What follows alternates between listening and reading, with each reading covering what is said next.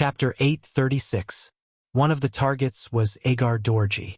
However, for some reason, the bullet that should have hit his chest only hit his shoulder instead. Fresh blood gushed out from the wound, causing Agar Dorji to scream in pain. "My lord! My lord!" The soldiers ran over and surrounded Agar Dorji to prevent anyone from hurting him. At the same time, they looked around vigilantly, searching for the assassin. But how could they know the power of a sniper rifle? A sniper more than 1,000 meters away was already beyond their knowledge. How could they still find him? Not to mention, the city was already in chaos. This was the best cover for them. "Stop shouting. I'm not dead. Quick, inform the other generals. Retreat! Retreat!" Agadorji felt the pain coming from his right arm as he gave orders to his bodyguard beside him. "My lord, are we not going to defend the city?" One of the soldiers asked an idiotic question. "Defend my ass. Don't you see? The fire has already started. The people's minds are in chaos. The city cannot be defended. All right, go inform the other generals. We are retreating in the direction of Guangwu town. Quickly." After Agadorji shouted these words, he finally fainted from the pain. Following that, everyone was busy shouting. However, even at this time, there were still some bodyguards who didn't forget to go to the Drunken Joy Pavilion. They wanted to find the young master and let him take charge of the situation. However, the reality only proved that this was just a beautiful idea. Fan Yuhai was also attacked by the beheading operation. Regrettably, this person's residence was a little too remote. Perhaps because he was naturally vigilant, his surroundings were filled with his personal guards who had followed him since the Jiaoji period, making it impossible for Bai Zhuo to approach. In the end, he could only choose to set up an ambush at a distance of 1,600 meters. But to be honest, at such a distance, the effectiveness of a sniper rifle was very low. Captain Bai Zhuo was the one who personally carried out this mission. He knew that this person was the only one in the city who gave the sixth young master the most headaches. If he could kill this person, it would be his greatest achievement. Bai Zhuo held his breath and focused his mind. Even though the cold wind was howling in his ears, his posture did not change at all. He continued to stare at his target, waiting for the best opportunity to attack. Through the infrared scope, he saw Fan Yuhai get on his horse and lead a group of cavalrymen out of the courtyard. They headed straight for the main street, and the distance between them shortened. 1,000 meters, 800 meters, the best distance was only 500 meters. However, the best angle and opportunity to shoot did not appear. Fan Yuhai, who was surrounded by bodyguards, gave off a feeling that they did not know where to start. It seemed that no matter which shot was fired, it would be difficult to hit the target. Even if the shot was fired, it would be difficult to guarantee that the shot would hit the target while moving. Forget it. Bai Zhuo's heart sank again. He adjusted his target again. This time he decided not to hit the man, but the horse. Relatively speaking, a horse's body was much larger than a human's, especially the pure black horse that Fan Yuhai was riding. Even on the battlefield, it was like a crane among chickens. When the target changed, it was quickly locked, followed by the sound of a gunshot. Bang! The sound of the gunshot was accompanied by the scene of the warhorse falling down and Fan Yuhai flying up. Taking advantage of this opportunity, Bai Zhuo shot again, but unfortunately, because he was too anxious, this shot did not hit the target but hit a bodyguard. Blood splashed, and the bodyguard fell to the ground and died. In exchange, other people shouted to protect the general. Bai Zhuo quietly took advantage of this chaos. The sniper's rule was that once the shot missed, they must withdraw immediately. Otherwise, it would not be him sniping others, but others would snipe him. General Lu Duo, who was in the team, immediately came to Fan Yuhai, who fell to the ground. He saw that the general's face was covered with mud and snow, and even one of his front teeth was knocked out. Blood flowed from the corner of his mouth. He exclaimed, "General, are you okay?" "I'm fine."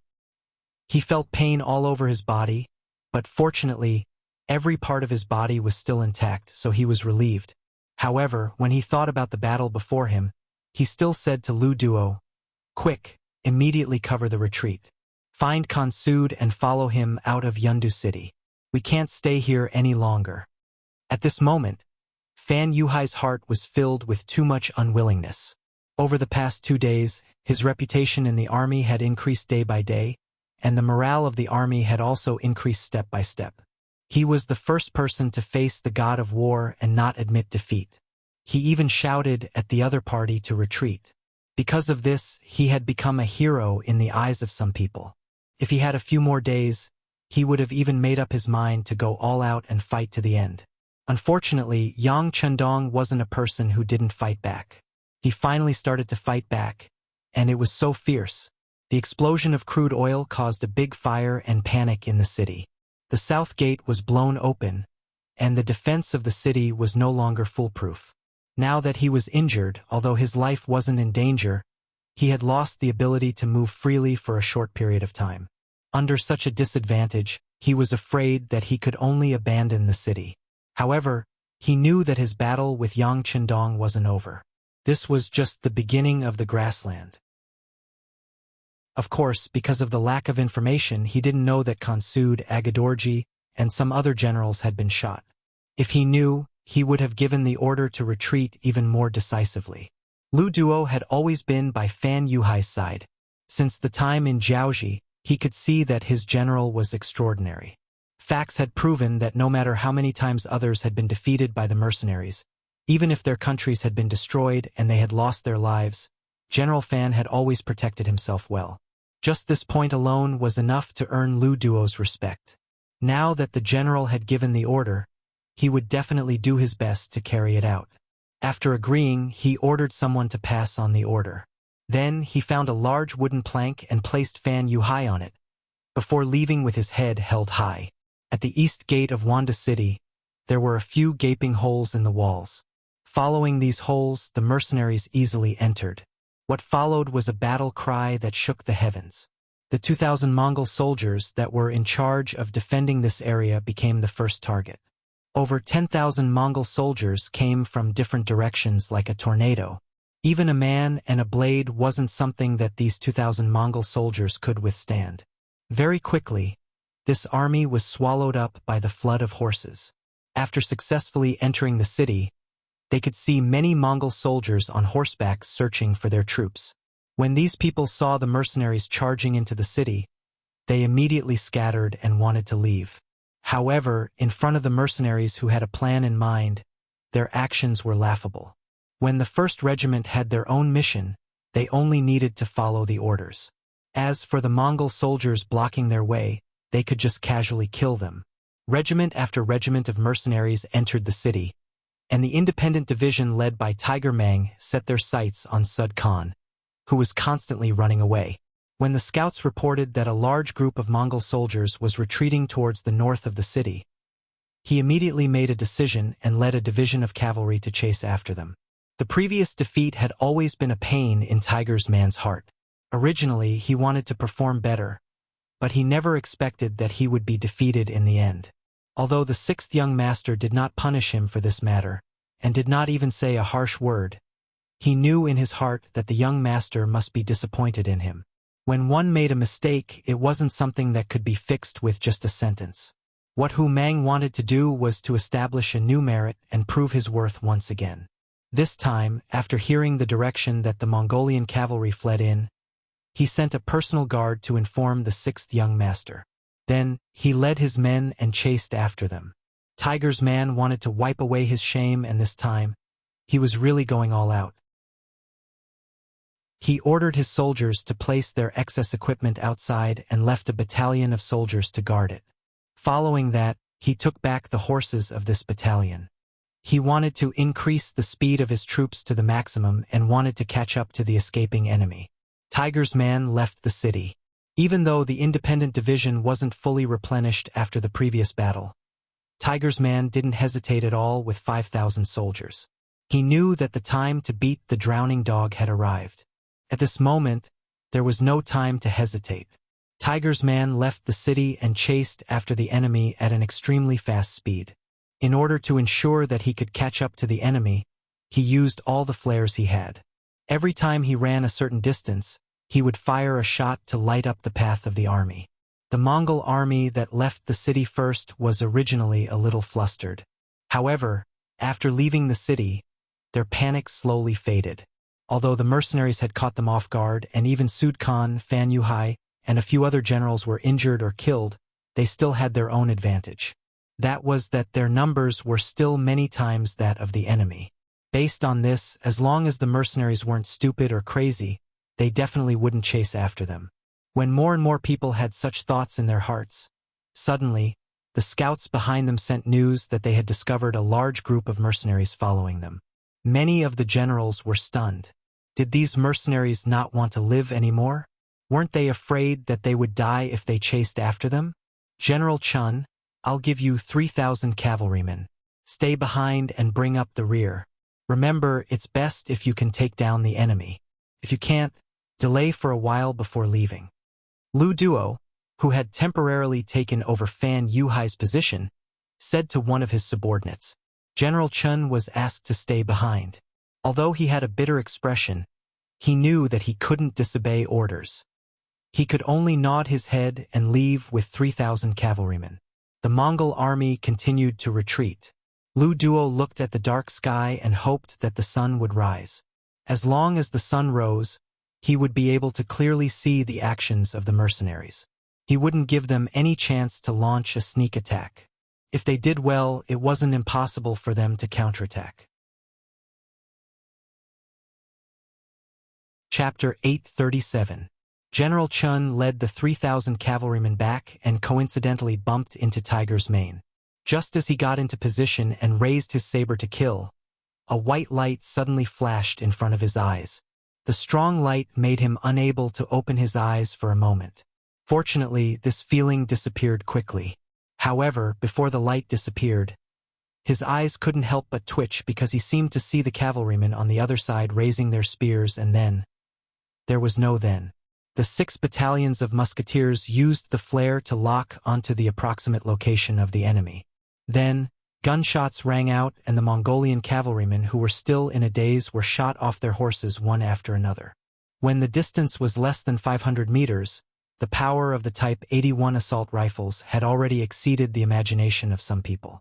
After the gunshots, there was the sound of war horses galloping on the ground. Tiger's Mane led the other cavalrymen and quickly rushed over. Taking advantage of the moment when the enemy was stunned, they raised their sabers and slashed down. As they slashed, the Mongolian cavalrymen fell off their horses one after another. Without knowing the enemy's situation and the fact that they were defeated, the 3,000 Mongolian cavalrymen couldn't even unleash their advantage and were pierced through by the arrow formation. Naturally, the reason why they were able to succeed so smoothly was because they weren't elites to begin with. They were all recruited by Fan Yuhai when he was roaming the grasslands. Their combat strength could only be said to be average. Their numbers were inferior, their quality was inferior, and even their will to fight was much weaker. After just one wave of attack, they took at least 1,000 heads. After just one attack, the 3,000 cavalry were crippled. General Chun was unfortunately killed by a musket. Without a head, the Mongolian cavalrymen scattered like birds and beasts. Those who could run ran away without a trace. Those who couldn't immediately threw down their weapons and surrendered. Leave a battalion to look after the captives. Also, take away their war horses. Everyone get 2 horses and continue the chase. After tasting the sweetness of victory, Tiger's Mane didn't have any intention of stopping. To him, this was a once-in-a-lifetime opportunity. Unless the sun was about to rise, unless his independent division was crippled, he wouldn't stop the chase. The Mongolian cavalry was still retreating at a moderate pace. Although they were retreating in a hurry, they still brought a large amount of rations with them when they left. This was also the reason why they could not run fast. Half an hour after General Chen's 3,000 men were sent out, another scout reported that there were still mercenaries chasing after them, and they were less than 8 miles away. For cavalry, a distance of 8 miles could be covered in 2 or 3 charges. Hearing this, Lu Duo wanted to stop the army and have a head-on clash with the mercenaries, but he was worried that he would fall into their trap. He wanted to ask General Fan, who was already unconscious, but he was afraid that this would show his incompetence. In the end, he made his own decision. He called over General Kambala, who was guarding the rear with him, and told him his worries. "General, there are mercenaries following us. If we don't get rid of them, trouble may come at any time." Standing in front of Zambala, Lu Duo spoke while using the torch beside him to observe the changes on his face. Both Lu Duo and Zambala were generals in the alliance. If it had to be said, the former was far less famous than the latter. If not for the fact that Fan Yuhai's warhorse had been killed and he had fallen down in a hurry and passed the command of the army to Lu Duo before he fainted, he would not have been able to ask this question. After hesitating for a moment, Zambala finally nodded his head. "All right, then I will lead the troops to cover the rear. But I want to take 10,000 cavalry with me." Okay. When it was Lu Duo's turn, he did not hesitate at all, as if he already knew that there would be such an outcome. Seeing Lu Duo agree so quickly, Zambala did not have anything to worry about. The mercenaries only had 10,000 men. With these 10,000 men, he naturally did not have anything to worry about. In the blink of an eye, Zambala had gathered the 10,000 cavalry that originally belonged to him. These were all the elite forces of the Mongol desert. With these, there was nothing to be afraid of. Zambala led the army and left. After Lu Duo sent them off, he turned to the army and said, "Let's go too." Then he rode his horse towards Fan Yuhai. Fan Yuhai, who was under the protection of a group of personal guards, was still lying in a carriage with his eyes closed. Even when the army left the city, there were still people who saw him. Everyone knew that General Fan had been attacked and fell off his horse. Naturally, they thought that he had been shot like Suda Khan. But when Lu Duo rode his horse over, the carriage's curtain was opened from the inside. Lu Duo's figure also entered the carriage. "General, are you all right?" After entering the carriage, Lu Duo asked with concern. "I'm fine. It's just a tooth. There's no problem." Fan Yuhai smiled confidently and then asked, "How are things?" "General, everything has been done according to your orders. You really have great foresight. The mercenaries really did chase over. I first sent General Chen, who was close to the Mongol army, out. As expected, he was not a match. Then Zambala brought 10,000 troops to cover the retreat." Lu Duo looked at Fan Yuhai with admiration as if he was looking at a god. The god of war was indeed admirable. He could always turn something rotten into something magical. But Lu Duo still thought that their general was not bad. He also had great foresight. If it wasn't for the fact that the general's starting point was too low and he couldn't make many decisions, if they really had the same number of troops, it would be hard to tell who would win. Just like now, the general was just taking advantage of the situation and beating them at their own game. This solved the biggest problem in front of them. One was General Chun, who had betrayed them. The other was General Zamubala, who was by Suda's side. As long as these two died, not only would their internal problems be solved, they would also have one less enemy. This would be a great help for them to take over the Mongol forces in the Gobi Desert. "And I'm not worried about you. All right, go and inform Zhang Meng. Tell him to protect Suda Khan. At this time, nothing can happen to him. Also, I heard that gunshot wounds are hard to treat. Is that true?" Fan Yuhai nodded calmly. He had used the opportunity of being ambushed to do this. It could be said that he had turned a bad thing into a good thing. In reality, he had never thought that he could rely on this alliance to defeat Yang Chendong. Or rather, in front of a strong force, he had never thought of doing anything to the mercenaries. Therefore, he had not tried his best in this battle. Everything was waiting. He believed that the god of war was not a normal person. He must have his own plans for appearing so suddenly. As expected, the facts had proven everything. The city was on fire and the army was in chaos. The East City Gate was broken and the enemy had invaded the city. The series of attacks made Fan Yuhai speechless. At the same time, he used the opportunity to achieve his own military goals. This was the nature of a fierce and ruthless person. As long as it was beneficial to him, he would do it. As for emotions and allies, he could throw them all to the back of his mind. Only benefits were what he pursued and needed. Understood. Hearing Fan Yuhai say that gunshot wounds were hard to treat, Lu Duo understood that it would be very difficult for Khan Sade to recover. In the city, Yang Chendong followed the army into the city and saw the two captains, Tai Hu and Baizhua, waiting there. You did a good job. I will record your achievements later. Yang Chundong knew that the ancient beheading operation was different from the modern one. The generals in the modern army usually did not have many guards around them. Even if they did, they would not follow them at every step. Unlike the generals in the modern army, they all had bodyguards protecting them. Some even had servants. When they went out, they would not leave their side at all. It was very difficult to take their head in the midst of tens of thousands of soldiers. It was already very good to be able to complete the mission.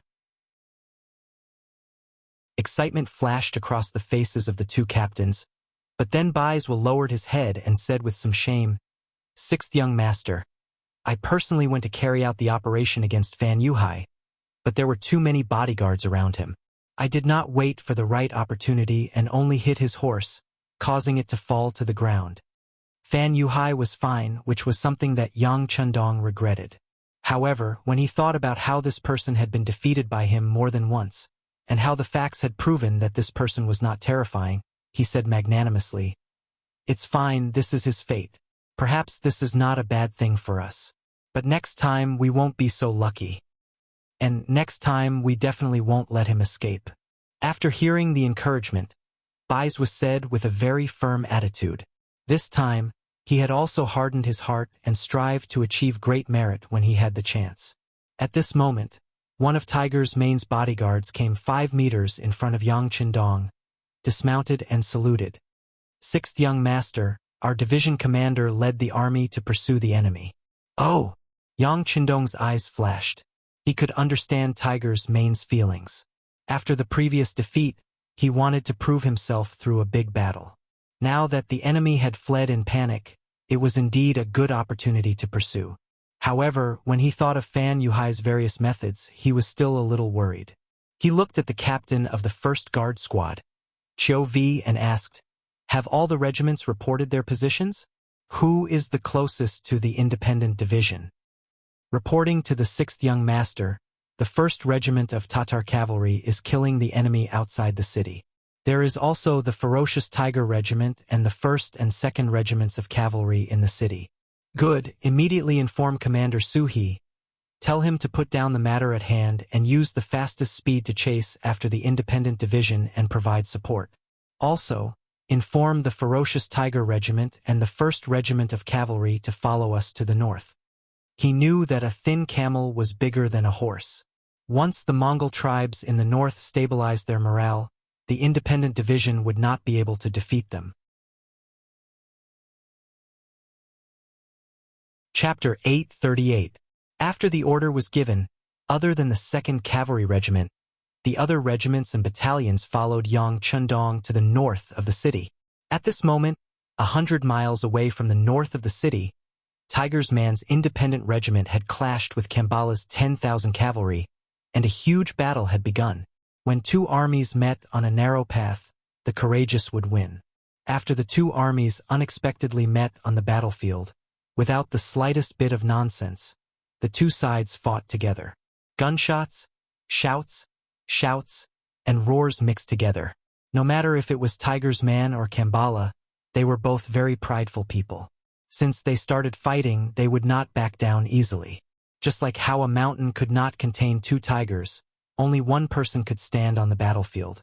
First, a series of gunshots rang out, killing hundreds of enemies in the dark night, and the distance between the two sides was pulled closer. Withdrawing 6 battalions of musketeers, Tiger Brilliance led the other 8 battalions of cavalry to personally lead the charge, becoming the tip of an arrow as they charged towards the enemy formation. In the dark night, in order to see the situation around them clearly, both sides had no choice but to light up their torches. From afar, the battlefield looked like a walking fire dragon, majestic and shocking. In terms of military strength, Tiger's Edge was still at a disadvantage. He only had a little more than 3,000 men, but he had to fight with 10,000 cavalrymen. However, that didn't mean that he would lose. With his strong fighting spirit and the constant harassment from the 2,000 musketeers, he wouldn't show any signs of defeat in a short time. Both sides fought together, and from time to time, there would be warriors falling off their horses and dying. It was not the arrow that pierced into the Mongol cavalry and dealt them heavy damage, but it was the arrow that was completely surrounded by the enemy's forces, and in the end, when there was only one person left, all of them would die. The cruelty and mercilessness of the battlefield was vividly displayed at this moment. In less than an hour, both sides had paid a heavy price. Slowly, the advantage of the Mongol cavalry's numbers was revealed. This time, Kambala had brought elite cavalry. In terms of fighting ability and individual strength, they were only slightly weaker than the independent regiment. This could be made up for by the advantage in numbers. Luckily, when the independent regiment was struggling, the 1st Tatar Cavalry Regiment arrived. Regiment Commander Suhi shouted, and fresh troops entered the battlefield. The addition of this new force caused the tilted battle platform to become more balanced. Seeing more and more mercenaries, Kambala's mood also changed. His mission was not to destroy the mercenaries behind him, but to block them and buy time for the main force to retreat. Now it seemed that more than 2 hours had passed, and the sun was about to rise. His mission was complete. Even if he retreated now, no one could blame him. At this moment, he was thinking about retreating. Hu Mang seemed to have seen through Zamubala's thoughts. How could he be willing to give up? It was not easy for him to seize this opportunity. He would definitely not let the other party escape. After giving the order, the entanglement became even more intense. It was as if they were both in the same boat. As the battle continued, the disadvantage of the Mongol cavalry became more and more obvious. They were elites, but this battle was not to attack but to stop the enemy. It was the same as them using their lives in exchange for others to escape. It was impossible for them to not be angry. This kind of battle was not what everyone liked. If they won, they would only complete a military mission. If they lost, they might lose their lives. It was really not a good job. In the beginning, they had the advantage, so it wasn't a big deal. But now, their advantage was getting smaller and smaller, and the sun was about to rise. Once the main force of the mercenaries caught up with them, wouldn't they all be wiped out here? Everyone was selfish. The cavalry who did not want to die started to find a chance to retreat. Facing the attacks of the mercenaries, they did not resist as fiercely as before. The morale of the troops was obviously shaken at this moment. As the main general, Kambala was naturally deeply affected. He could understand the mentality and situation of the soldiers, so he did not blame anyone.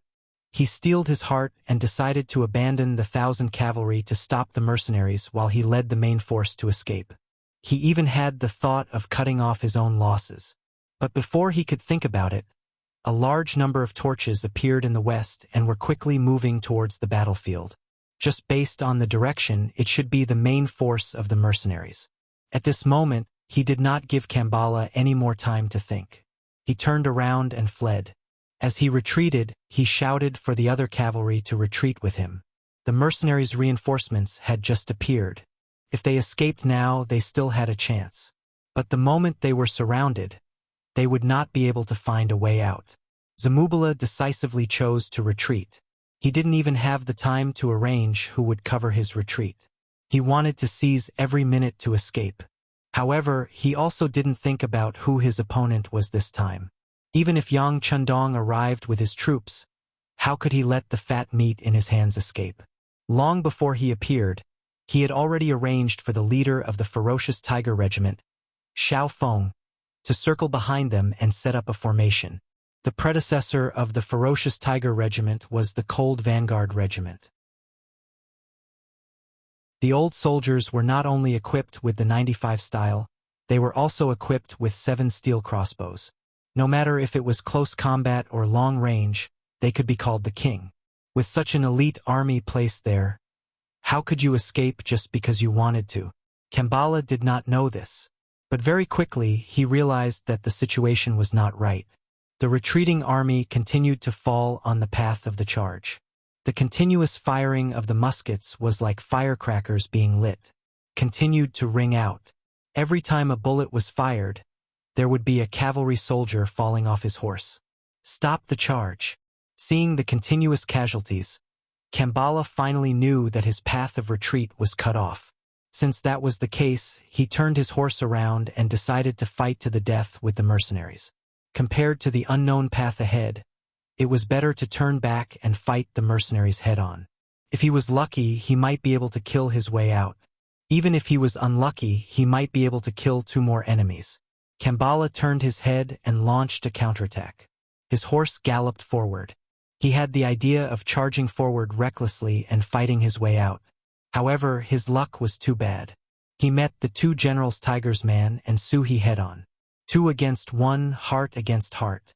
After clashing with 3 blades, Kambala's chest had a wound of about 40 centimeters. Fresh blood quickly flowed out from the wound. The strength in his body was also rapidly draining away. Just like that, a fierce general stepped into a dead end. General Kambala, surrender.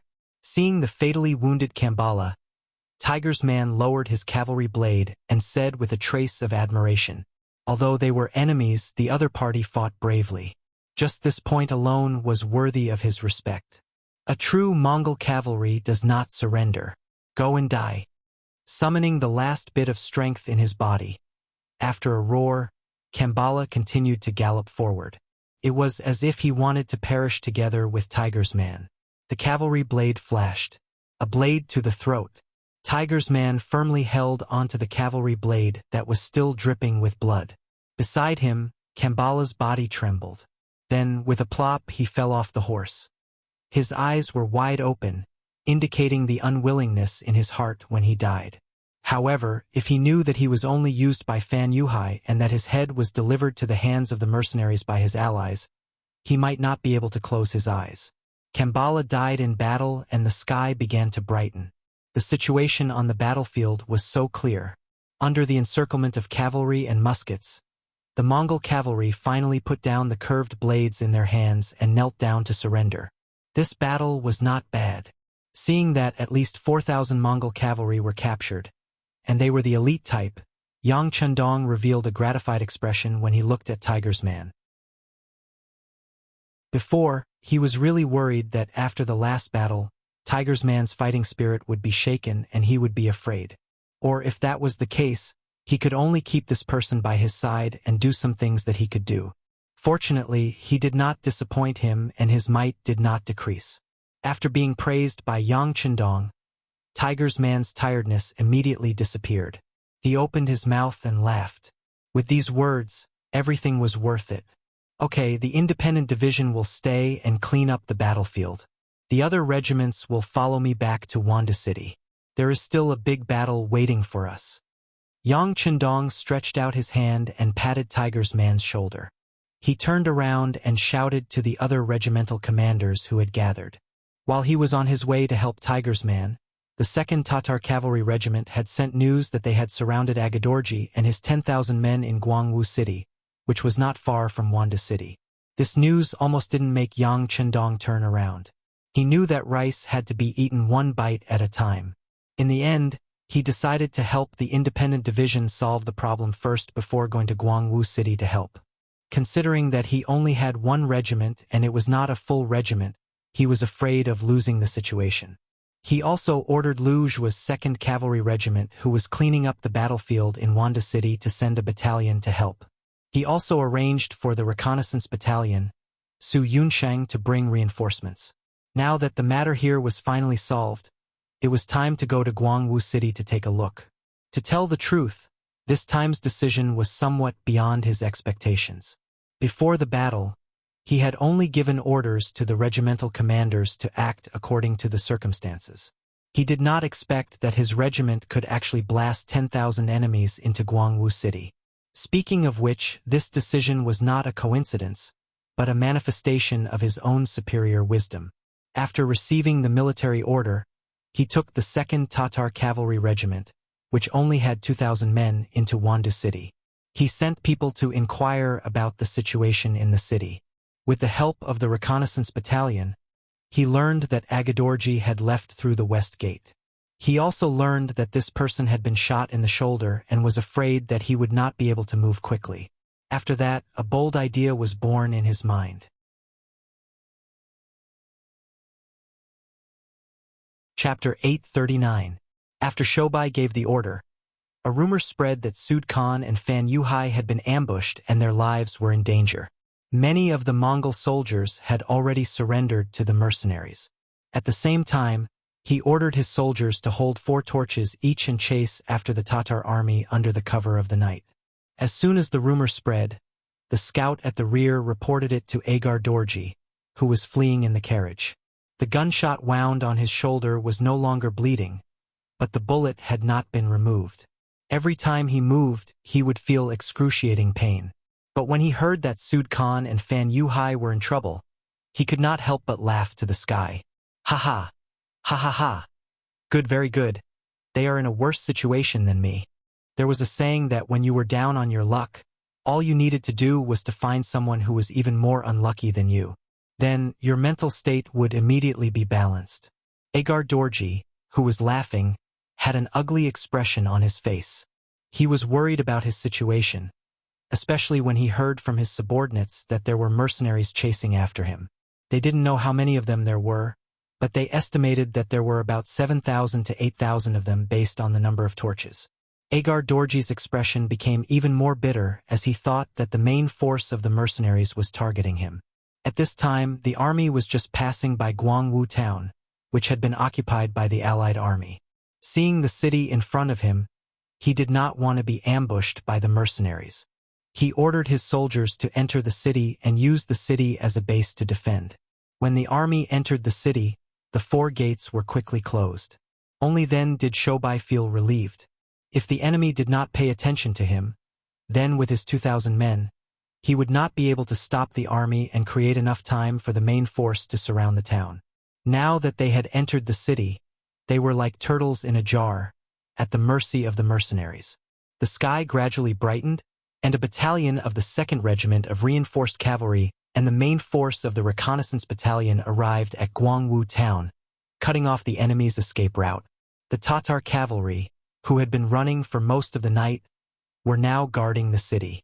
Although there were not many mercenaries surrounding the city, they did not intend to rush out of the city. In their view, with the protection of the city, it was much better than being surrounded on all sides of the grassland. In the morning, Yang Chendong and the main force of the mercenaries finally arrived at Guangwu town. When he saw that the city was completely surrounded, the 6th young master's face revealed a smile. Good. Good. This time Shobai has done a great service. 6th young master, you flatter me. It's just a little trick. Shobai did not dare to claim the credit. Ha. It would be great if every general had this kind of little. Yang Chendong was still chuckling. He then patted Shobai's shoulder, full of appreciation. Previously, Shobai had suddenly been promoted from a fallen general to a regiment commander. During this time, he had not made a single contribution, only following Yang Chendong to the capital. This had caused the dissatisfaction of many people, but no one dared to challenge the authority of the 6th young master.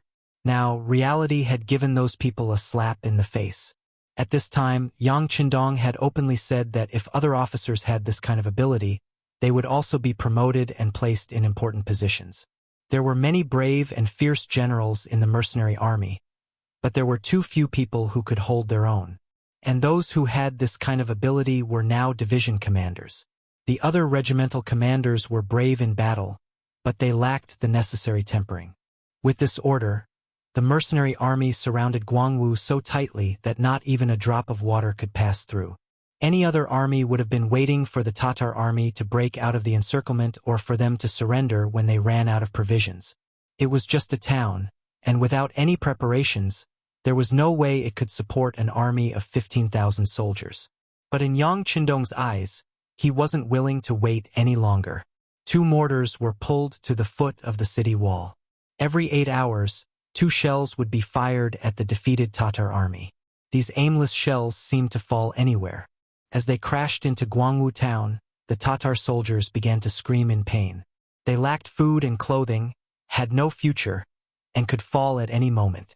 How long could they last? In the impenetrable encirclement of Guangwu town, which had no water source, after just 4 days, some people began to drink from the snow on the streets and roofs.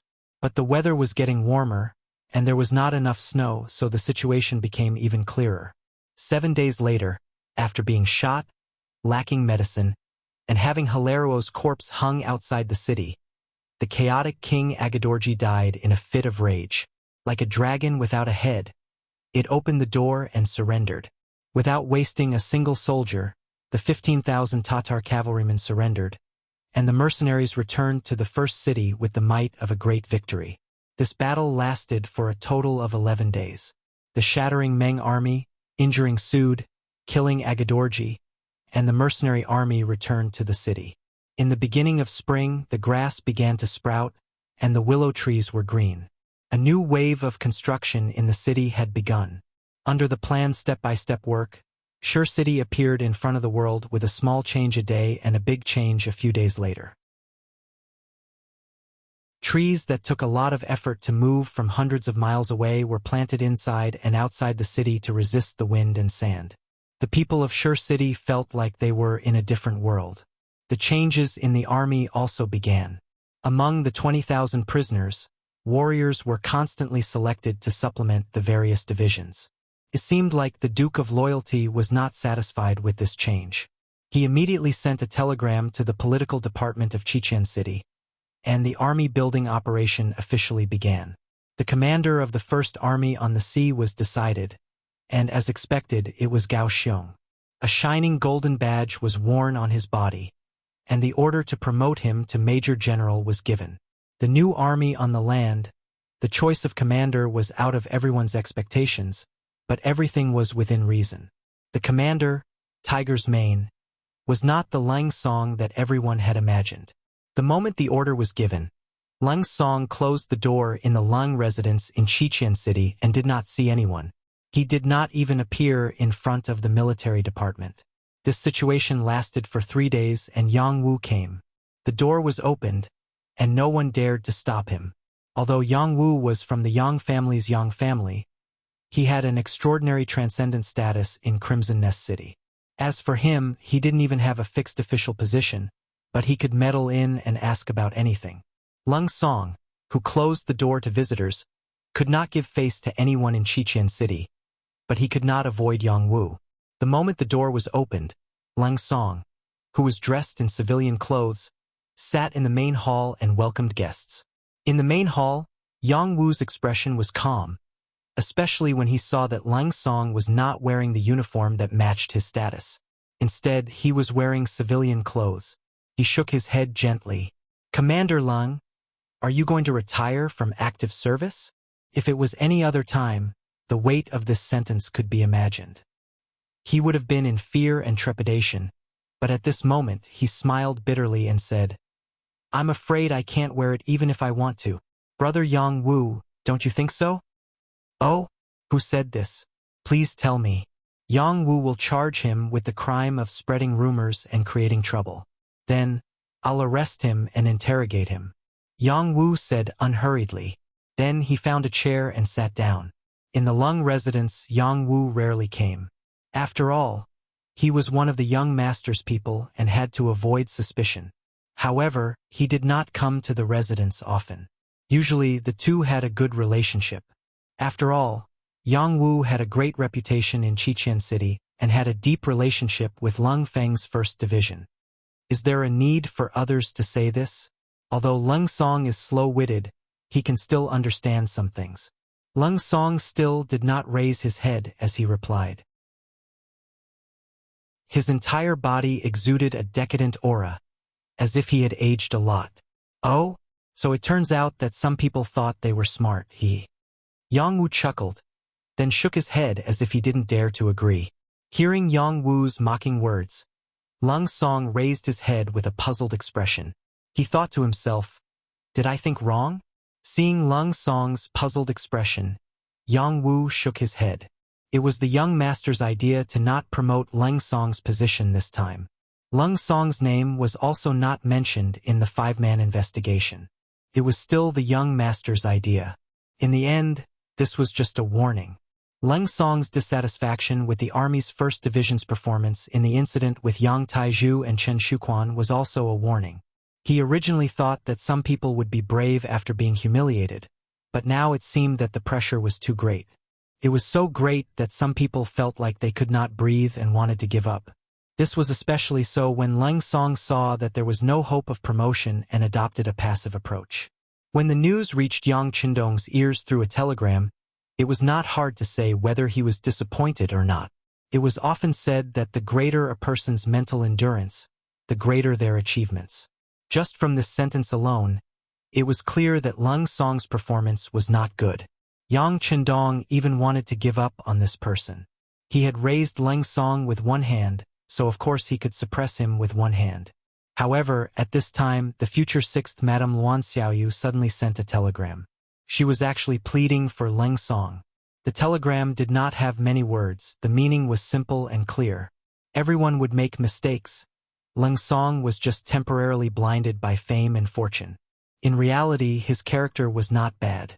In Yang Tieju's case, it was already proven that he was not involved. In the investigation, there was also no evidence that he had made any mistakes. His mistake was that he had been too proactive in this period of time. His mistake was that he had contacted some people he should not have contacted, wanting to be promoted. Leng Song thought that if more people were willing to speak up for him, he would be able to firmly wear the title of Army Commander and Major General. However, he did not think about who gave him everything in Crimson City. If that person did not nod, what was the point of letting 1,000 people speak up?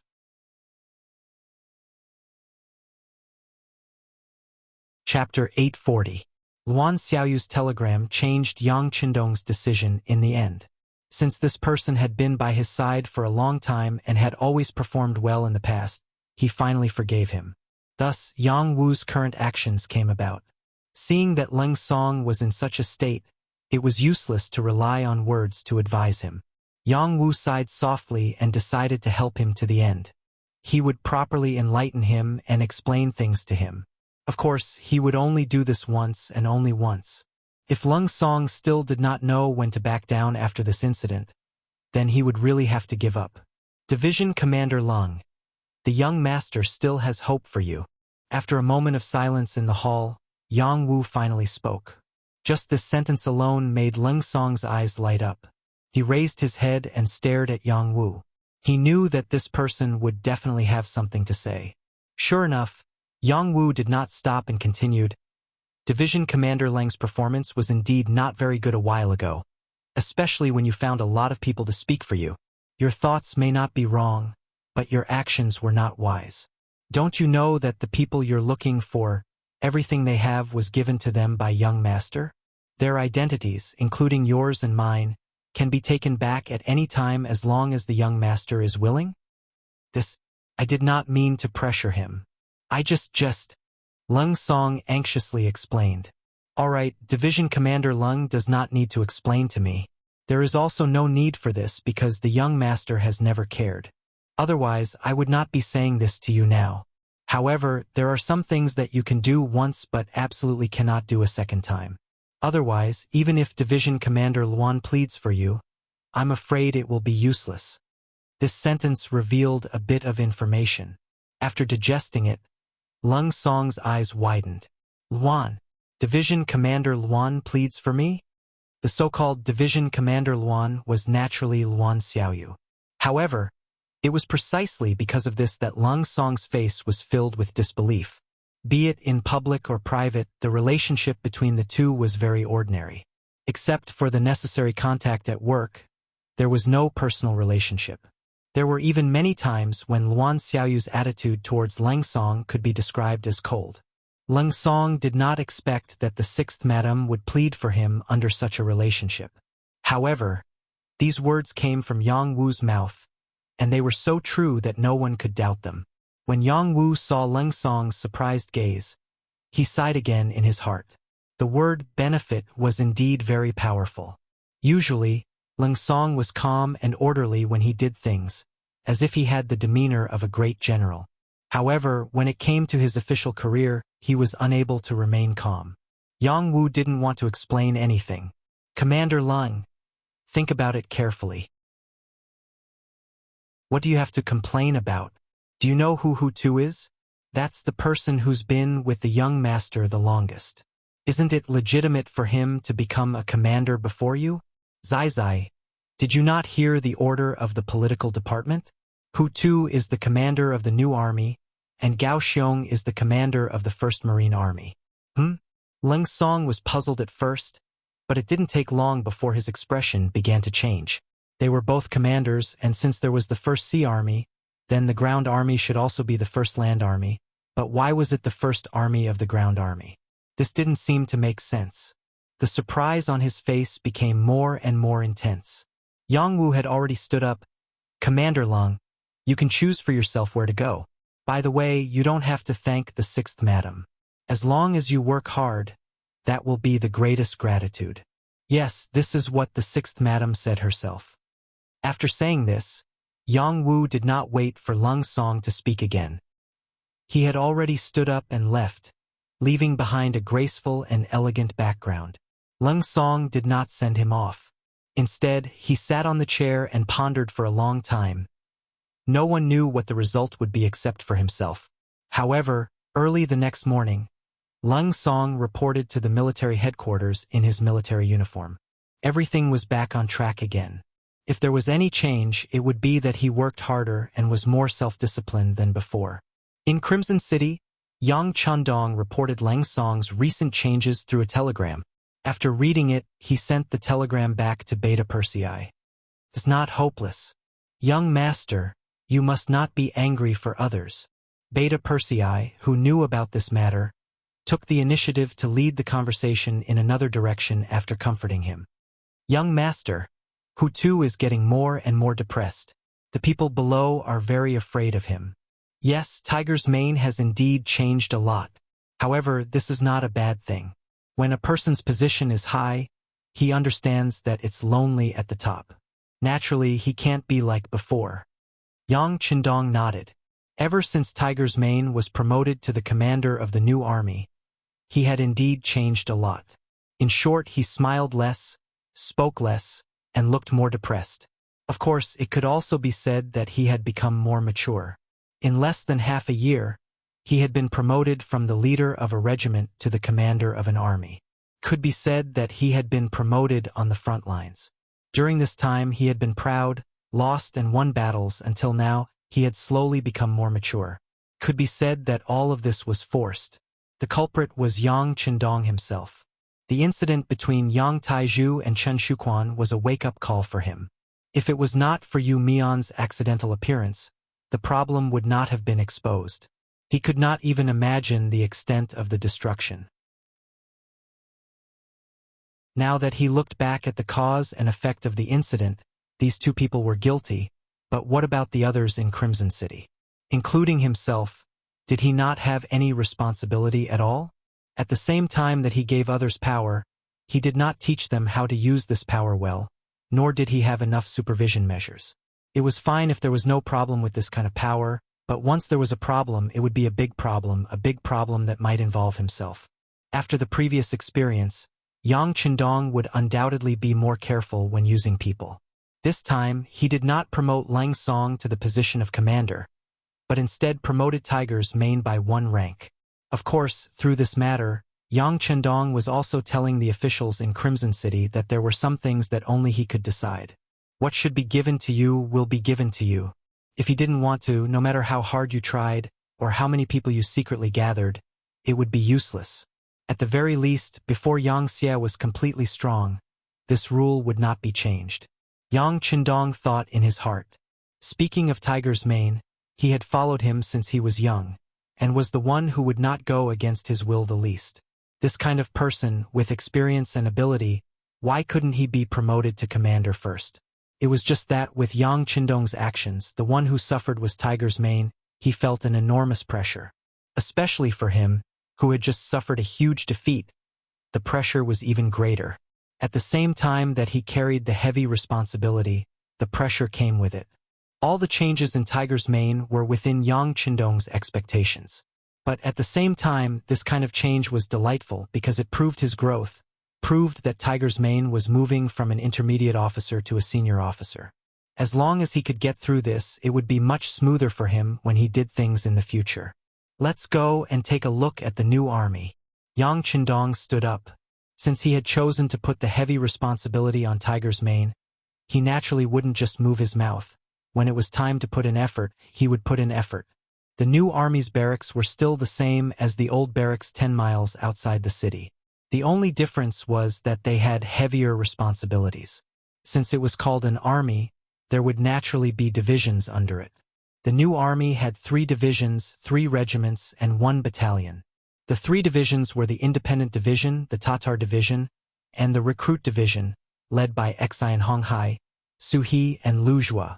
Tiger's Mane was the commander, and Shibi was the deputy commander.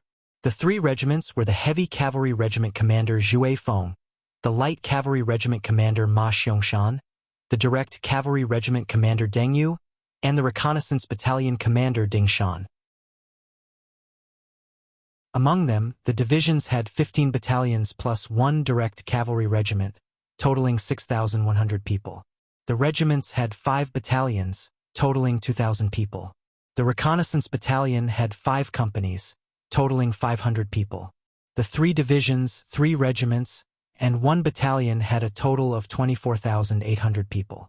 On the surface, other than wind-chasing Wolf, everyone had been promoted, especially Shibi, who had soared to the sky in 1 step. He had been promoted from the regimental commander to the deputy commander. That was a big step. But in fact, wind-chasing Wolf was leading a heavy cavalry regiment. Although there were only 2,000 people, which was not as good as before, they were the elites of the elites. They were equipped with the most advanced armor and had several times more combat power than their actual number. To put it this way, if they didn't use firearms and only charged at the other party on the grassland, even a division wouldn't be able to do anything to them. On the contrary, there was a high chance that they would be defeated. It was precisely because he had the strongest warhorse, the best armor, and the most elite warriors that wind-chasing Wolf was still very happy even though he didn't get promoted this time. This was the cavalry team he had asked for before.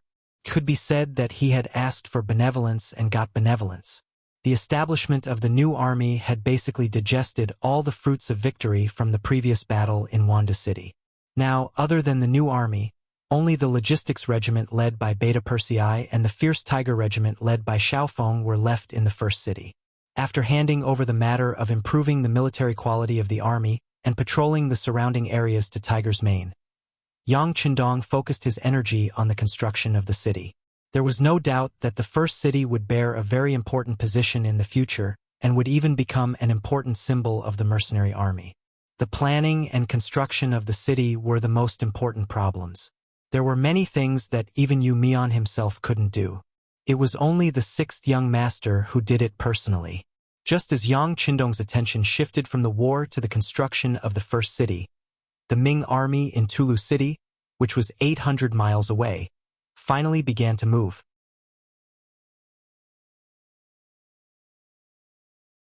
Chapter 841. Spring had arrived. The ice and snow had melted, revealing the green grassland. The grassland was full of life. At the same time, it also represented the beginning of the war. Without the shackles of snow, the grazing season was about to arrive. Resources became the most important thing in everyone's eyes. How to have a better performance and change in the new year became a problem that everyone had to consider. As the commander of the Wanquan Metropolitan Department, Shi Wanshan's days in the Shen Mansion had been very comfortable recently. Unlike Sun Hong, who faced the Walla's leader, Yes Hen, and had a lot of pressure, the Shen Mansion, which bordered the mercenary forces, had good politics and people. The hearts of the soldiers and the people were very stable. Not only that, but the memorial sent to the capital during the new year also indicated that the imperial court had allocated 500,000 taels of silver, allowing them to build 50,000 new soldiers. With money, it was easy to do things. Shi Wanshan's ambition grew. He only had 20,000 soldiers now. If he could have 50,000 more, his strength would increase by more than 1 level. Since the imperial court had agreed, he immediately took action. First, he recruited soldiers in the Shen Mansion. Soon, 30,000 new soldiers were in place. However, he was still not satisfied. In his opinion, the best source of soldiers was the Mongols. Not only were their bodies stronger than the Han people, their equestrian skills were better, and the most important advantage was that there was no need to worry about using these people. Even if they died on the battlefield, the compensation given would be very low. Most people could even not give it at all. He had sent people to inquire and found that many Mongol soldiers had been recruited in the beginning city. Among them, there were Wala soldiers, Tatar soldiers, Mongol soldiers, and Nuzan soldiers. Moreover, the scouts he sent out to inquire reported that the number of soldiers in the beginning city was unimaginable. Countless people cried and shouted that they wanted to join the mercenary army, but they had no way to do so. This news greatly boosted Shi Wanshan's spirit. He saw an example and decided to follow suit and use the same method of recruitment. The master of the beginning city was just a loyal duke appointed by Baiming. Then, if he recruited soldiers in the name of Baiming, wouldn't he be more popular? Thus, at the beginning of spring, there was an additional recruitment office under the city of Tulu, responsible for welcoming the warriors and men of the grasslands. The idea was beautiful, but the reality was often cruel. The recruitment office had been set up for nearly a month, but the number of Mongolians who had actually signed up for the army was few and far between. All in all, there were no more than 50 people, and most of them were weak men. It was impossible for Shi Wanshan to see the recruitment office filled to the brim with people fighting to enlist. Shi Wanshan was a smart person. He quickly found the reason. Only then did he realize that the reason why the beginning city could easily recruit soldiers was because of the reputation of the war god of loyalty. The mercenaries had relied on their fists to forcefully conquer a piece of the world and become known to the world. After figuring this out, he naturally wouldn't be convinced. He quickly got his 2 deputies, Ancient River and Ning Wenfeng, to discuss the matter of sending troops to Mount Saihan. As a part of the Tatars, Mount Saihan was placed here by the great Khan Tuachuobuhua to block the path of the great Ming dynasty. However, this huge rock gradually lost its effect after the sudden appearance of the beginning city and the capture of Tulu city. Shi Wanshan didn't know why the Duke of Loyalty didn't take action to remove this nail. However, even if the Duke of Loyalty didn't do it, it didn't mean that he would. Especially now that Tulu city had fallen into the hands of Baiming, the threat of this place was already close at hand. By sending troops to Mount Saihan, they could make a name for themselves and let the warriors of the grasslands know that there was not only the beginning city, but also Baiming's army. In addition, by occupying this place, it was equivalent to having one more front station for Baiming to send troops to intervene in the grasslands in the future. Do we need to report this matter to the beginning city? Ning Wenfeng, who was the commander and was also Shi Wanshan's think tank military advisor, asked. No need. With our strength, we can take down Mount Saihan by ourselves. Shi Wanshan shook his head. In his opinion, perhaps this action wouldn't make the Duke of Loyalty happy. Once he was notified, what if he didn't agree? What should he do then? Seeing that Shi Wanshan had made up his mind, the commander, Ancient River, who was sitting at the side, stood up and said, All right, since that's the case, I'll lead the troops to fight. 3 days later, 15,000 Baiming soldiers set off from Tulu city toward Mount Saihan, which was 400 miles away. Among them, 5,000 were new recruits. On the city wall, as the guarding eunuch, Deng Chong, watched as Ancient River, who was dressed in armor, led the troops away. He spoke in a hoarse voice. Commander Shi, I can fill in the memorials for the expedition later, but we must win this battle. Otherwise, I'm afraid that there will be people in the imperial court who will cause trouble for us. Haha, don't worry, Eunuch Deng. With General Ancient River leading the troops, there will only be 8,000 enemies on Mount Saihan. There won't be any mistakes. Shi Wanshan looked confident. From all the information he had gathered, this battle wasn't going to be difficult. However, after 5 days, a letter requesting reinforcements was sent back to Commander Shi in Tulu city. The letter was personally written by General Ancient River. When he arrived at the foot of the mountain, he prepared to attack the city. However, on the 3rd day, when the army launched their attack, they were blocked at the Blackstone Slope. Relying on the advantageous terrain, the Tatar army continuously counterattacked. After charging again and again, 4,000 soldiers died in battle, but they still didn't achieve any results. Not only that, but the 5,000 new recruits were also heard by the army. No matter what orders were given, they weren't willing to charge together with the old soldiers. Seeing that there were only 6,000 men left, ancient river had no choice but to ask for reinforcements. In the past, all the information said that the Mongol army was useless. When faced with the attacks of the mercenaries, they were often quickly defeated and showed signs of defeat. This made Shi Huanshan think that the Mongol cavalry had also fallen and that their combat strength was not as good as before. However, now that they had actually fought, he knew that it wasn't that the Mongol army had fallen back, but that the mercenaries were too strong. However, since things had come to this, there was no turning back. At this moment, there was no possibility of stopping and retreating. If he really did that, the morale of the army would definitely be shaken, and the recruitment of new soldiers would naturally be unable to continue. Send the troops. This time I will personally take action. I will lead 5,000 soldiers. Shi Huanshan decisively made a decision. He ordered Ning Wenfeng and eunuch Deng Chong to stay behind in Tulu City. He personally led 5,000 old soldiers to Mount Saihan. In the beginning city, Yang Chendong had already received the news the moment the army in Tulu City began to mobilize. Shi Huanshan, who thought that he was smart, closed the 4 gates and didn't allow anyone to leave the city. However, he didn't know that there was something called a telegram. People didn't need to leave the city to send the news to very far places. After receiving the news, Yang Chendong quickly saw through Shi Huanshan's motive. To the south was the territory of Datong Prefecture. There was an old rival of Baiming Yeshen. If they begged him not to harass them, they would be very lucky. Then they would definitely not find trouble with him. The beginning city was very powerful, and it wasn't something that Shi Huanshan could easily touch. After thinking about it, it seemed that there was only Mount Saihan left. Speaking of Mount Saihan, they had also fought with the mercenaries before. They had launched a sneak attack, but they didn't gain any advantage. Yang Chendong originally wanted to get rid of them as soon as possible. However, after the scout reported the terrain there, he stopped this plan. Now was the time to develop the beginning city. It was just a poor mountain. It didn't matter whether they occupied it or not. Even if they occupied it, they still had to send people to guard it. Without that place, it meant that there was no buffer between him and Baiming. Yang Chendong, who had always looked at the big picture, let them go. He didn't expect Shi Huanshan to have designs on them. Well, since he wanted to hit a rock, he might as well do it. When the time came, both sides would suffer. Wouldn't that be more beneficial to him? After receiving the news, Yang Chendong didn't take this matter seriously. In fact, he had already thought about the outcome.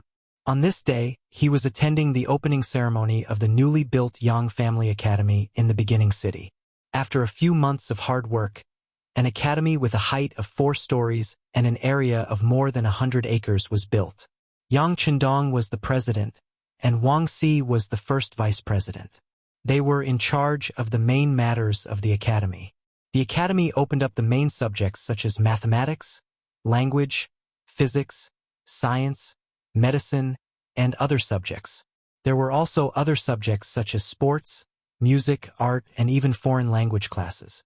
Although they were only teaching some Mongolian, Russian, Japanese, and Korean for now. However, it wouldn't be long before some Western languages would be developed. At that time, there would be a group of foreign language talents here.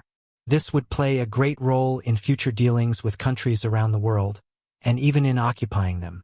Because of Yang Chendong's participation, the ceremony became very lively. The 500 students of the academy for the first time were all present. And this was only the first batch. In the future, there would be more people who would enter to learn. After learning, they would be used by Yang Xie. Just after the ceremony was completed, and under the accompaniment of Wang Si, the vice president, he was walking around the academy. The commander of the reconnaissance battalion, Su Yunsheng, appeared and gestured to Beta Persei from afar. Soon after, an urgent report was sent to Yang Chendong. Glancing at the contents of the report, Yang Chendong's eyes paused for a moment. Then he said to Wang Si, who was accompanying him, "Dean Wang, please take care of the matters here. This young master still has something to do, so I'll go first. Tiger Army Commander, come with me." After hurriedly leaving the academy, Yang Chendong returned to the war room in the Yang residence. Tiger Mane quickly came over. The report that had just been sent was also sent to him. After reading the contents, Tiger Mane's face flashed with surprise. After thinking for a moment, he looked at Yang Chendong and said, "Young master, leave this matter to the new army. Okay, what do you think?" Yang Chendong nodded lightly. The war naturally had to be left to the new army.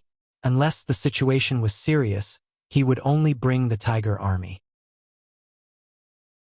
Chapter 842, Tatar Cavalry's Spring Hunt.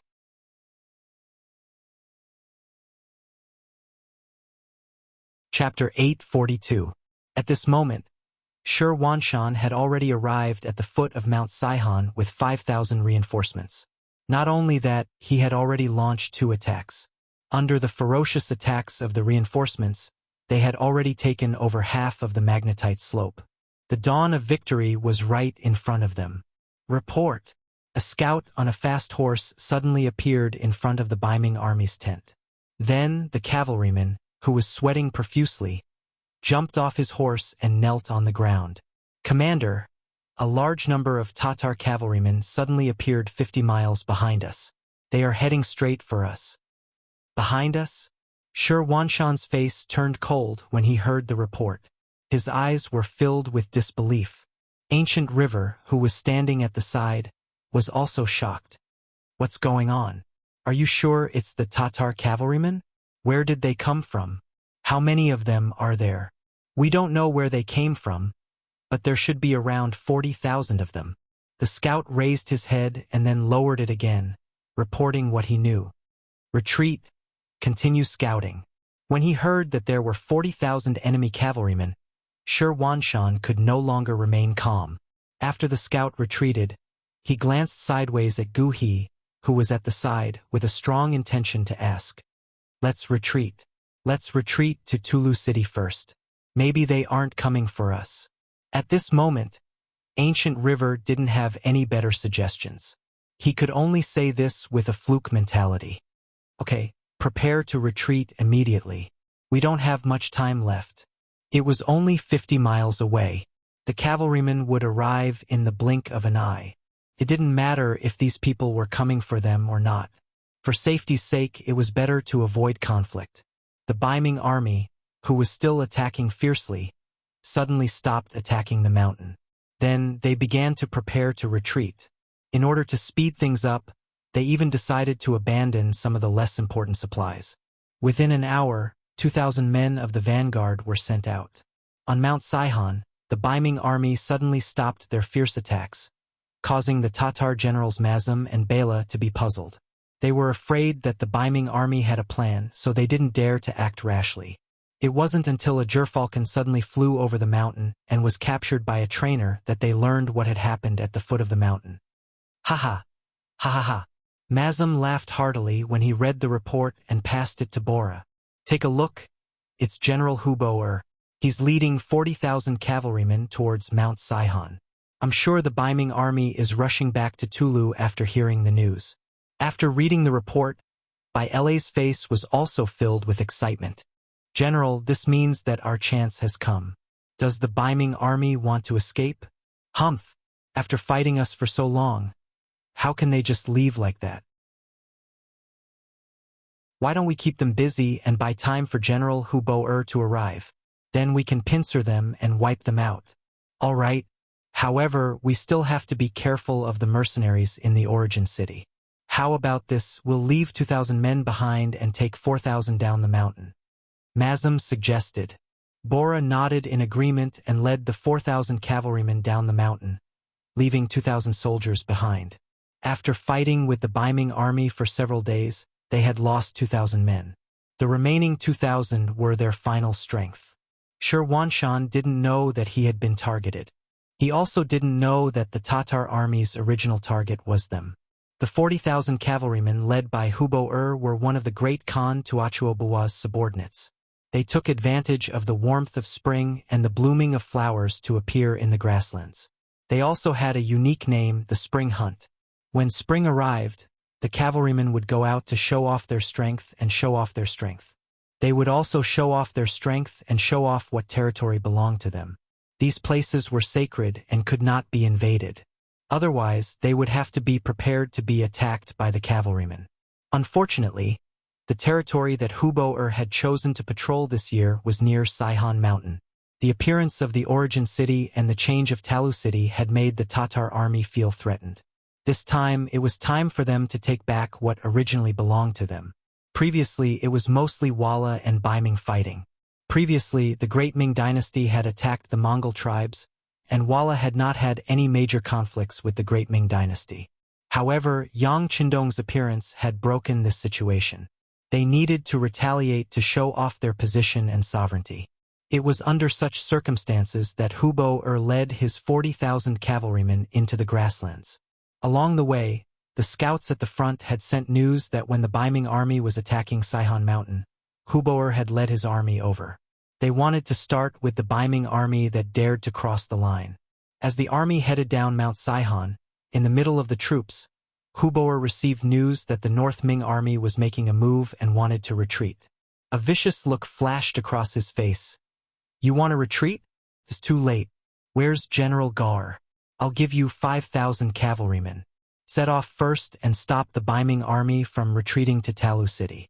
The main army will follow soon." "Understood." A Mongolian general dressed in armor cupped his fists in acknowledgement, then galloped out on his horse. Not long after, he gathered 5,000 cavalrymen and sped down Mount Saihan. Hubo did not even look at the cavalrymen. With 5,000 cavalrymen paving the way, he was confident that the Baiming army would not be able to escape. At this moment, while hurrying, he said to Mu Run beside him, "General Mu, continue to tell me about the war god." Mu Ren originally belonged to the Tatar faction. Previously, when the Mongol tribe wanted to surround the city, he saw that the situation was not good and immediately escaped. He met up with General Chiga of Guangwu town and left the region together. There were mercenaries in front and the Mongol army in the north.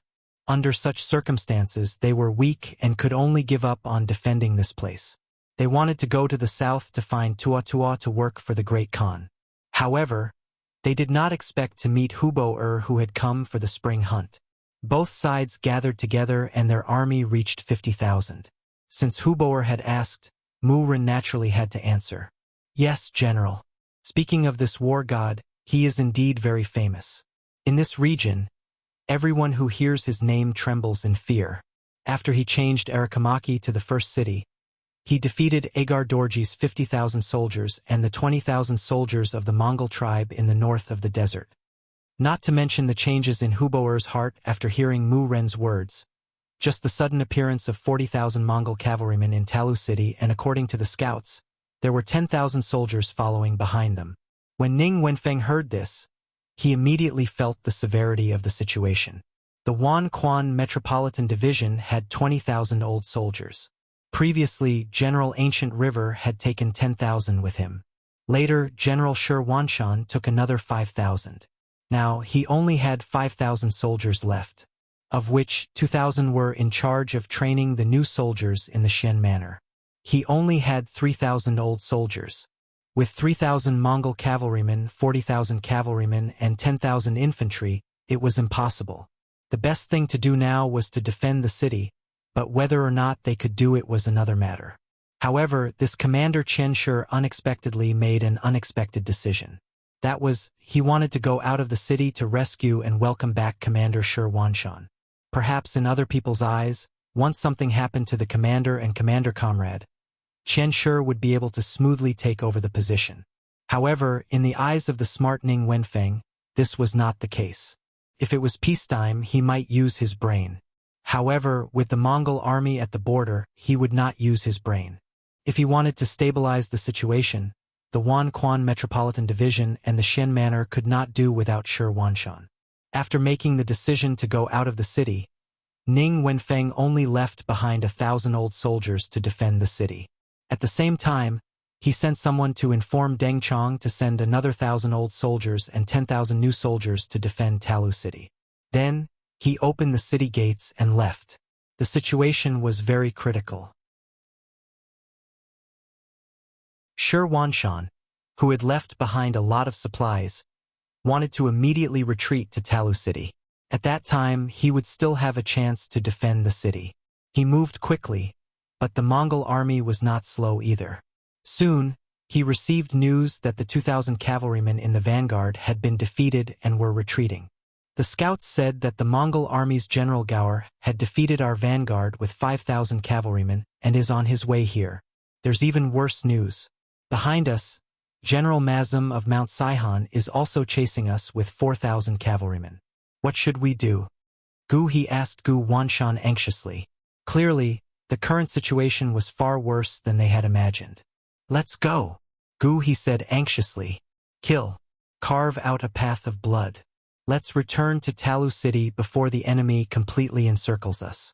Perhaps at this time when Feng has already brought people over to us. Shi Wanshan replied after a short moment of silence. General Ning? Ancient River's eyes were filled with doubt. There's no doubt about it. Wen Feng sees the big picture. He knows the importance of the two of us at this time.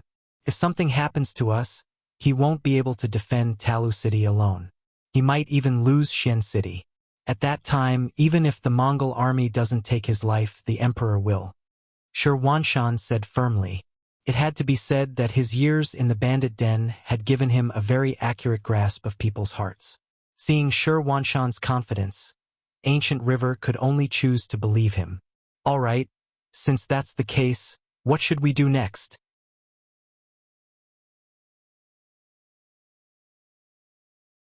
Chapter 843.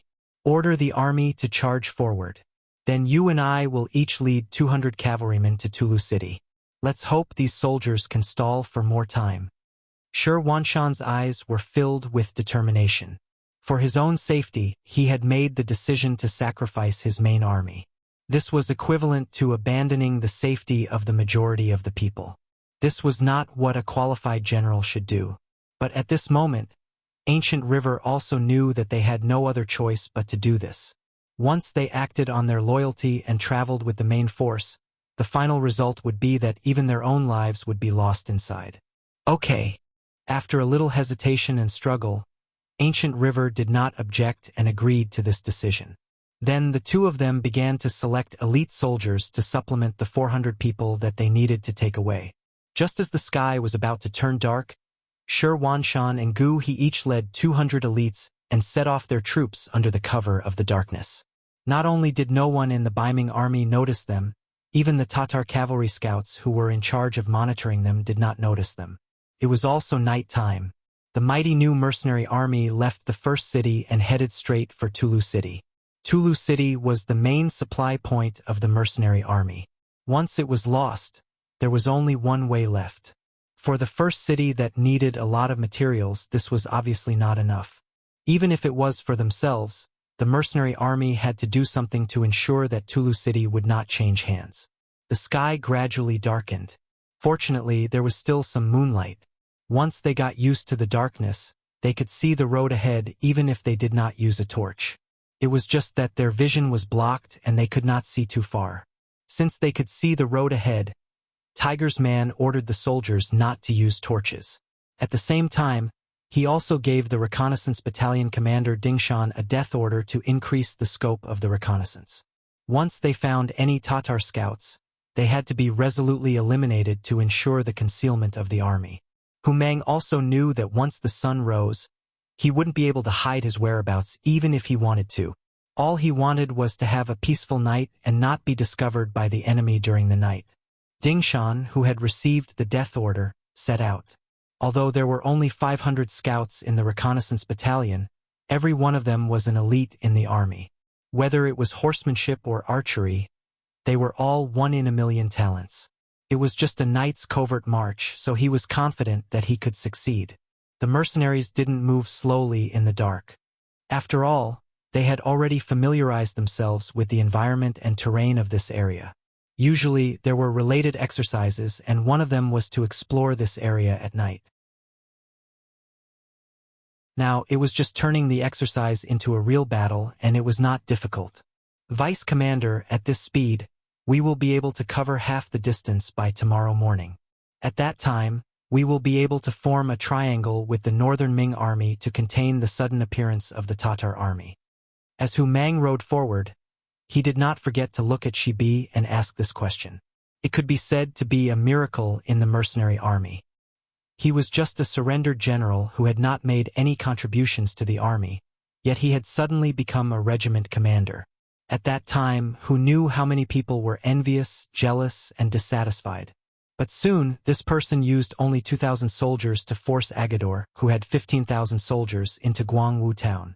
Everyone was in an uproar. Only now did they know that the sixth young master had great foresight and ability.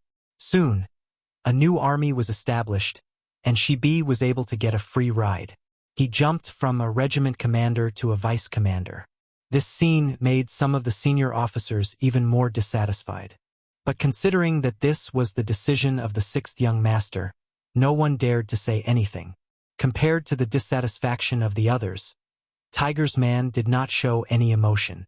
He even thought that it was a good thing that Shibi could be his vice commander. It was because he knew that Shibi was very intelligent, and even the sixth young master praised some of his ideas. So whenever something happened in the army, he would always listen to Shibi's opinion. Yes, commander, our sudden appearance will definitely give the Tatar army a surprise. At that time, they will not be able to attack Tulu city. But at the same time, the pressure on us will not be small. We need to be mentally prepared. Shibi had been analyzing the situation on the battlefield the entire time.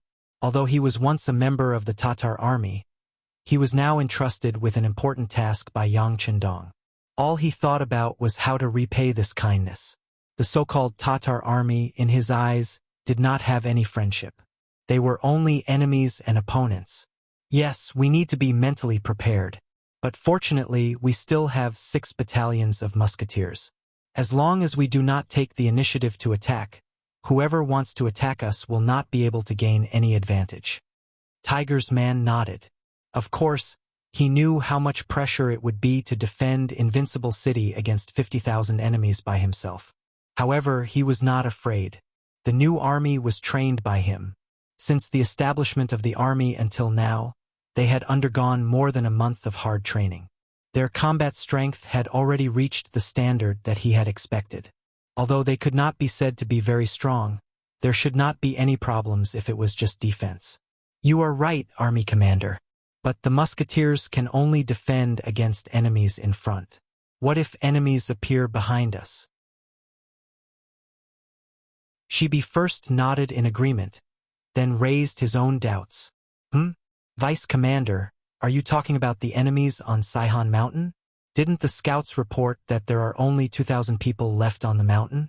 What kind of situation have they become? Tiger's man's face showed a trace of confusion and disapproval after hearing this. In his opinion, it was only 2,000 enemies. They would not even dare to go down the mountain. How could they be causing trouble? But no matter what, this is a kind of threat. The sixth young master once said that the best way to deal with threats is to eliminate them and not let them exist between heaven and earth. Shibi's voice carried a hint of persistence at this moment. Since he was appointed as the vice commander, he had to plan for other things while he was in the position. Shibi even knew that the reason why he was promoted so quickly and even reached the rank of senior colonel, surpassing many seniors who had joined the mercenary army before him, was because the sixth young master wanted him to assist Tiger's man and help him fill in the gaps. Since he had already set his position, Shibi naturally knew when to persevere and when he only needed to give some pointers. Just like now, he could not back down. Otherwise, even if the sixth young master knew about it, he would be disappointed in him. With Shibi's persistence, Tiger's man's expression also became serious. He had followed Yang Chendong for so many years. How could he not know what the young master was thinking? Seeing that Shibi was not as obedient as he usually was, he asked, "Then, what do you think, Vice Commander? Take him out. If we do it well, we can even deal a heavy blow to the enemy reinforcements. Although we can't achieve a great victory, every enemy we kill will reduce some of the pressure on us in the future." Shibi immediately revealed his plan. It included a night attack on MT Saihan, setting a trap, and waiting for the enemy reinforcements to arrive to deal a heavy blow to them, and so on. Tiger's man listened attentively to this battle plan and nodded in agreement from time to time. When Shibi closed his mouth, His heart was filled with a myriad of emotions. The vice commander that the young master assigned to him was truly a talent, a great talent. If they did as he said, it could indeed solve a lot of problems. Seeing that Shi was so confident, Tiger's man knew that this battle had to be fought. He immediately said, "All right, we'll do as vice commander says. Take a look and decide which troops to send to carry out these missions." Since Tiger Edge cooperated so enthusiastically, he didn't dare to be careless. He proposed his own ideas in a suggestion manner. What followed was naturally approved by Tiger's man. Then, the army continued to move forward. However, as they moved forward, groups of soldiers separated from the army and began to move in another direction. The sky was getting darker and darker. It would be midnight in 2 hours. Gaul's 5,000 cavalrymen and Mazem's 4,000 cavalrymen launched a night attack on the Biming army's main force in a pincer attack. The iron hooves of the warhorses trampled on the ground. Amidst the rumbling, they charged ferociously again and again.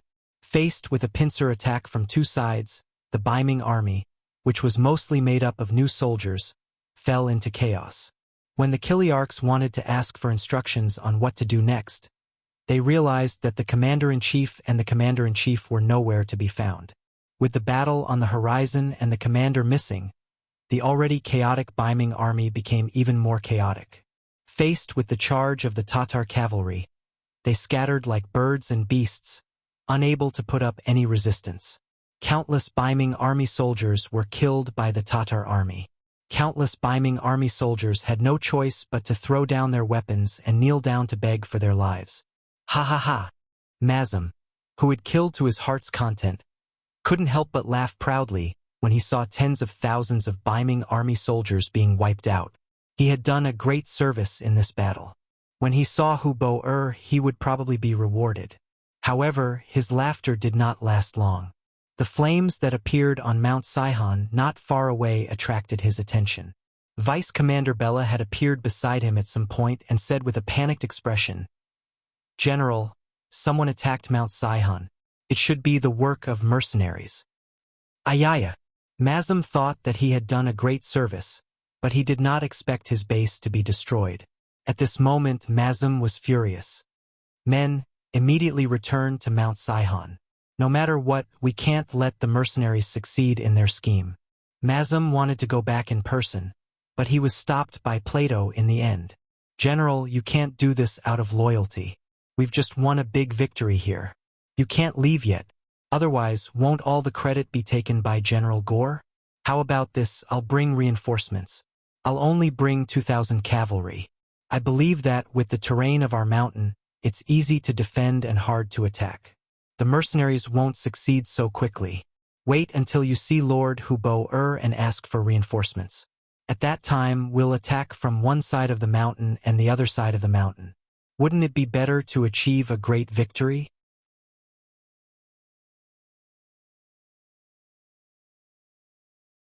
Chapter 844.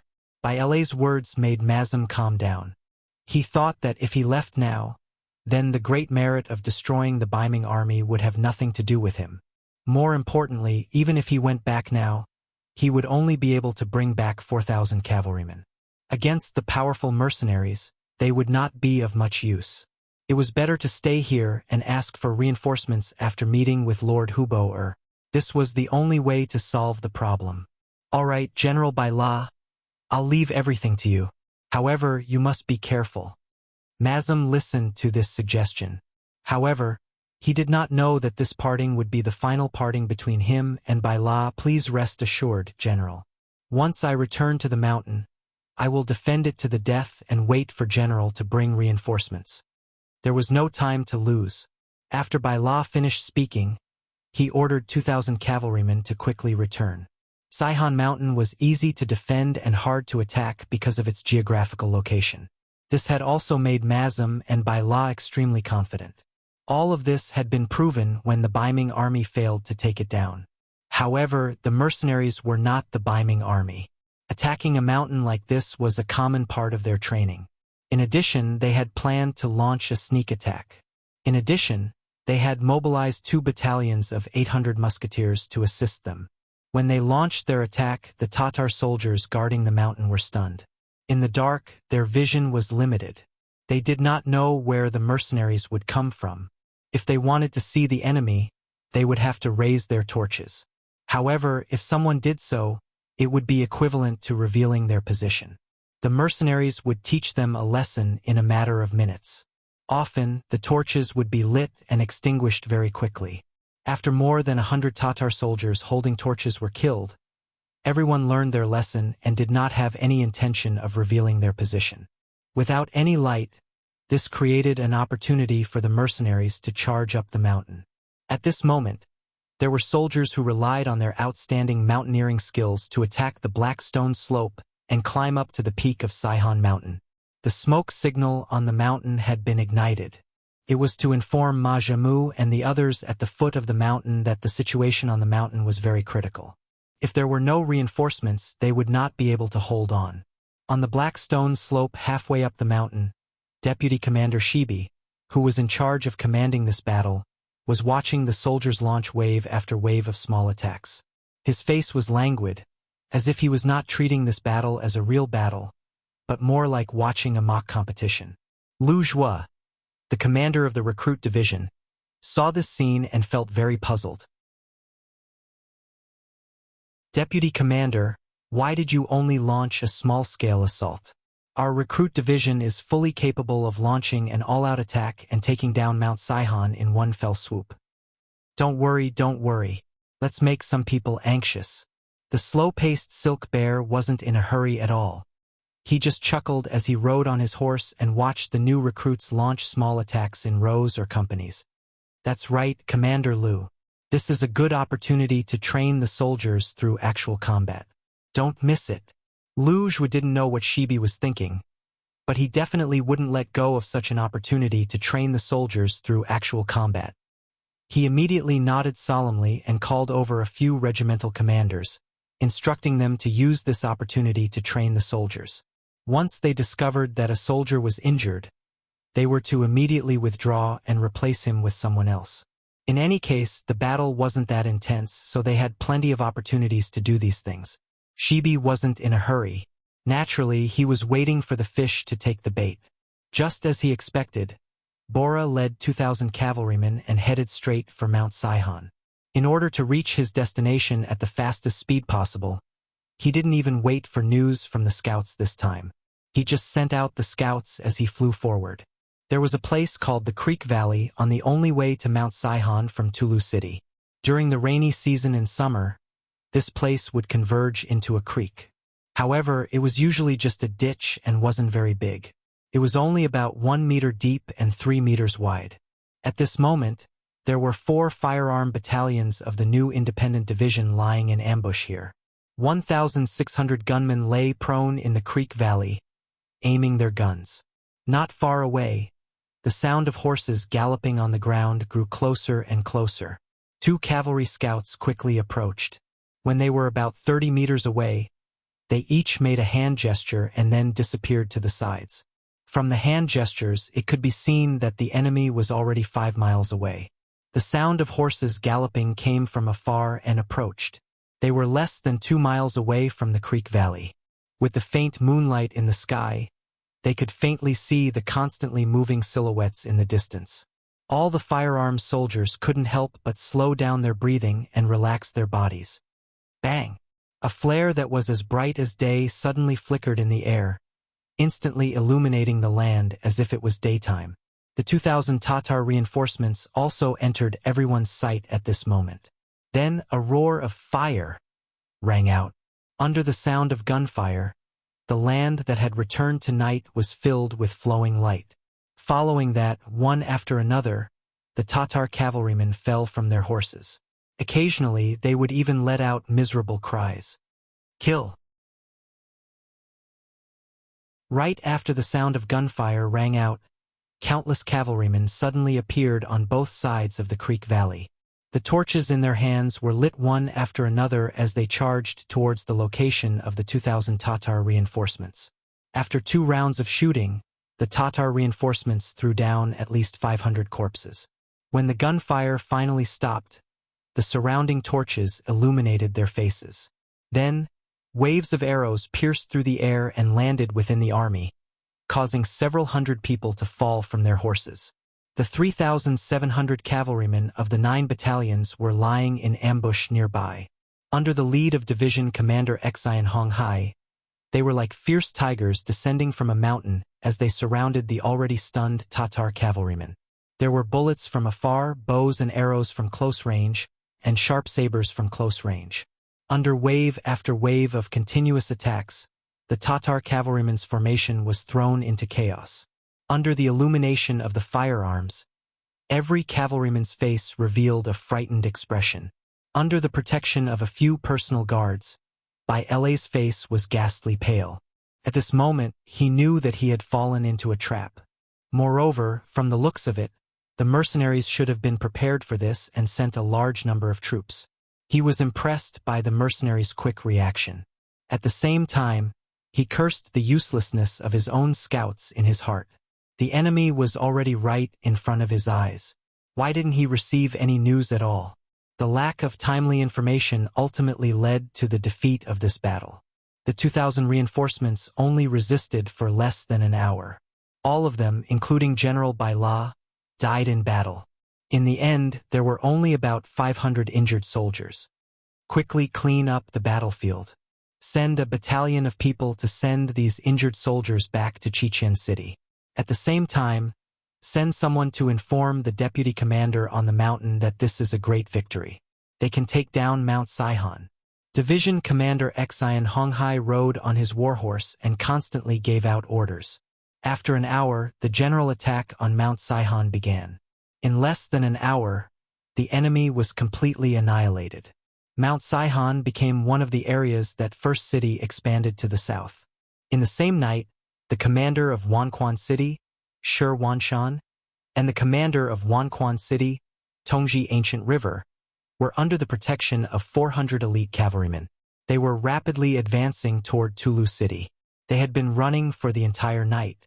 Seeing that the sky was starting to brighten, their whereabouts were finally discovered by the Tatar scouts. Following that, they were pursued and intercepted all the way. At this moment, it could be said that time was life. In order to break out of the encirclement and escape before the main Tatar army appeared, the 2 generals went through several attacks. The number of soldiers under their command was decreasing. After going through the 5th encirclement, there were less than 50 cavalrymen around them. Even so, the 2 generals did not intend to give up resisting. They were still fighting with all their might just to be able to return to Tulu City alive. They are over there. Surround them. Don't let them escape. Not far away, another team of 200 Tatar patrols came. When they saw the Baiming army being surrounded, they immediately rushed over with all kinds of strange cries. There were still more than 100 enemies around them. Now that another 200 enemy cavalrymen came, Shi Wanshan immediately felt the pressure increase. He waved his saber and slashed continuously. After killing another Tatar cavalryman, he wiped the blood off his face and forced a smile at Ancient River, who was not far away. "Brother Ancient, it seems that we won't be able to escape. If we can't get out, then we'll just die in battle. Killing 1 is enough. Killing 2 is a win. At most, we'll be a hero again after 18 years. Ancient River also forced a smile. Then, he tightened his left arm that had been stabbed. He suppressed the bleeding point and waved his left hand once again, charging toward the Tatar cavalrymen 5 meters away.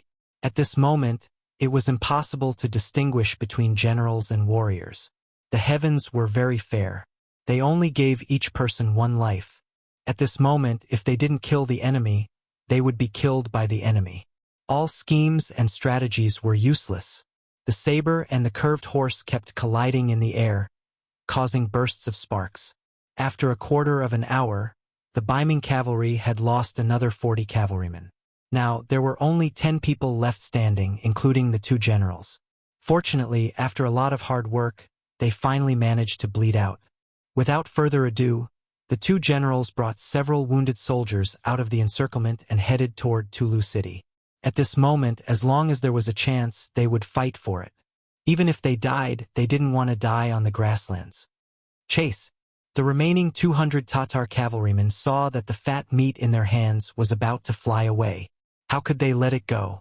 They all galloped wildly and chased after Sher Wanshan and the others. When the distance between them was less than 100 meters, a volley of arrows would be fired. Often, 1 or 2 Baiming cavalrymen would fall off their horses and die.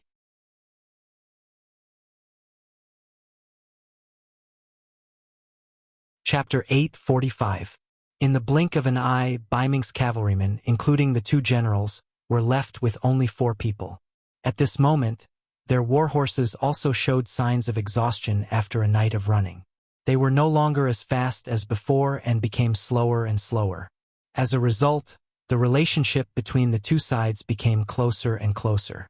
The Tatar cavalrymen were not in a hurry to shoot arrows. With such a good opportunity, they wanted to capture the enemy alive and make a great contribution.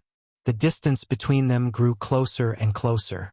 From 100 meters to 80 meters, 50 meters, 30 meters, 20 meters, when they could even see the enemy's back clearly, a large group of cavalrymen suddenly appeared in front of them.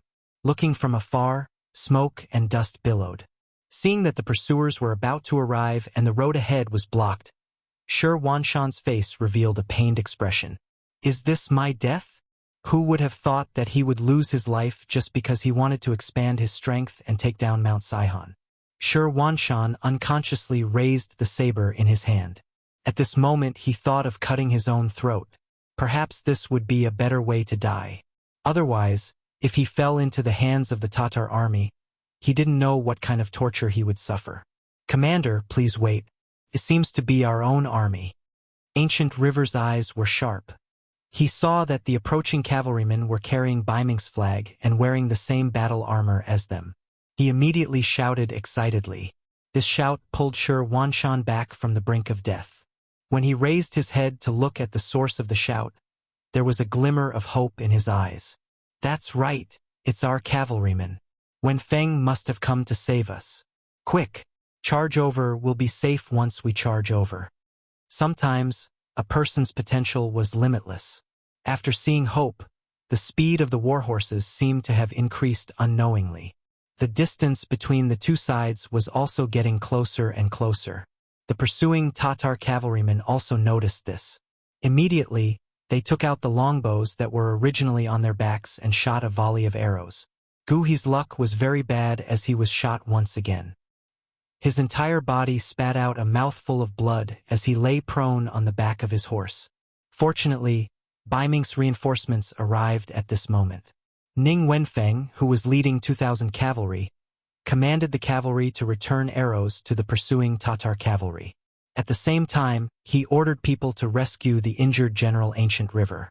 Then he looked at Sher Wanshan, who was in a rather sorry state, and asked, "Commander, are you all right?"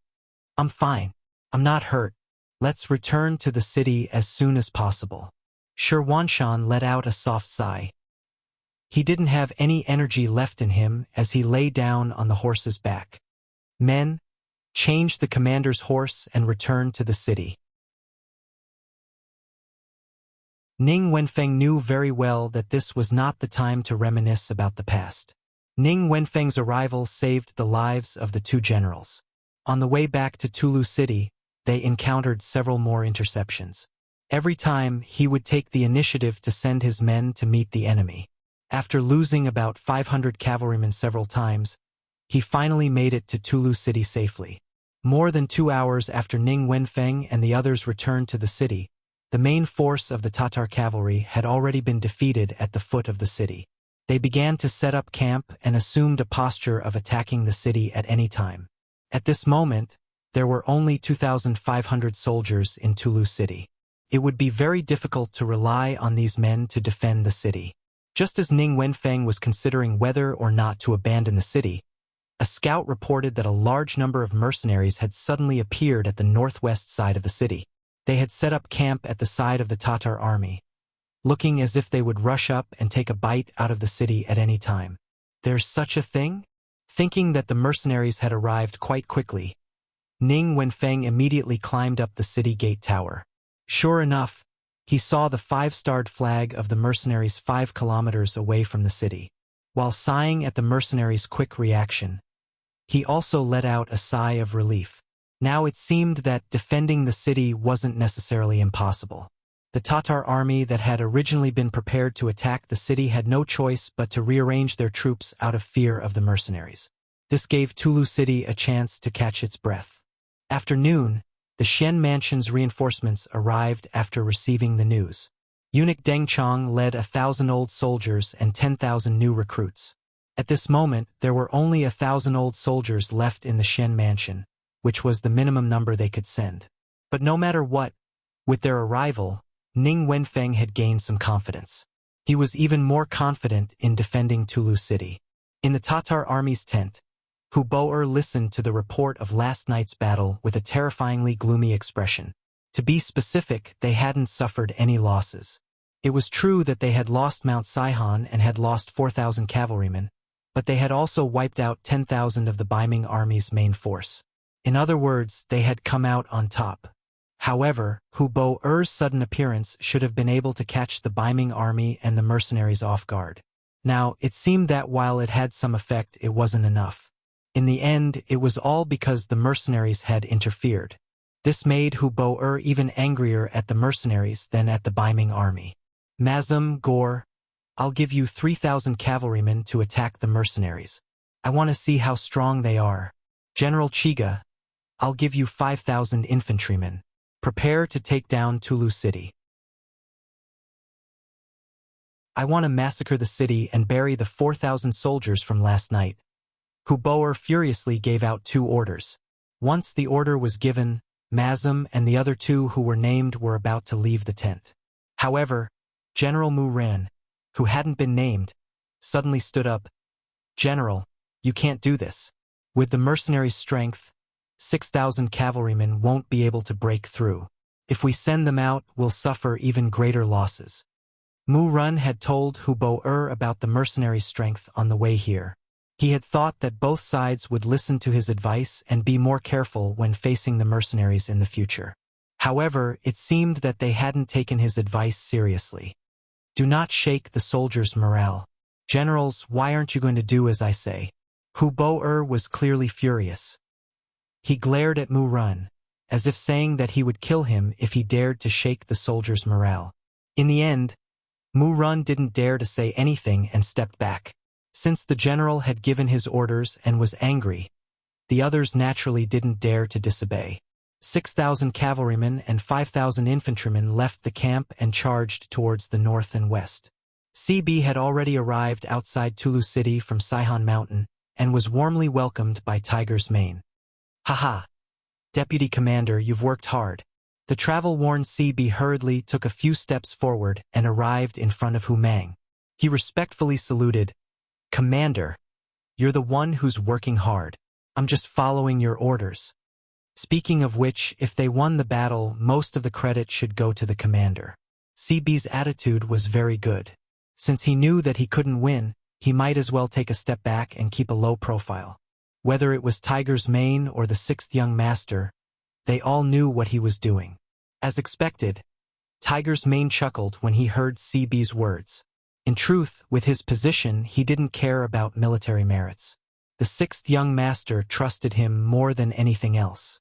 However, CB's actions were also to show his authority, so he naturally wouldn't refuse. In return, he enthusiastically pulled CB's hand and led him to the central tent. The other captains of the other teams followed closely behind him. Previously, it was the battle at Guangwu Town. Now, it was the battle at Saihan Mountain. They no longer felt jealous of this newly promoted deputy commander. After all, people would only compare themselves to people of similar strength.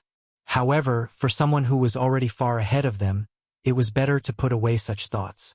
The officers of the new army strode into the tent. The moment they entered, they saw a sand table that had been set up at the last minute.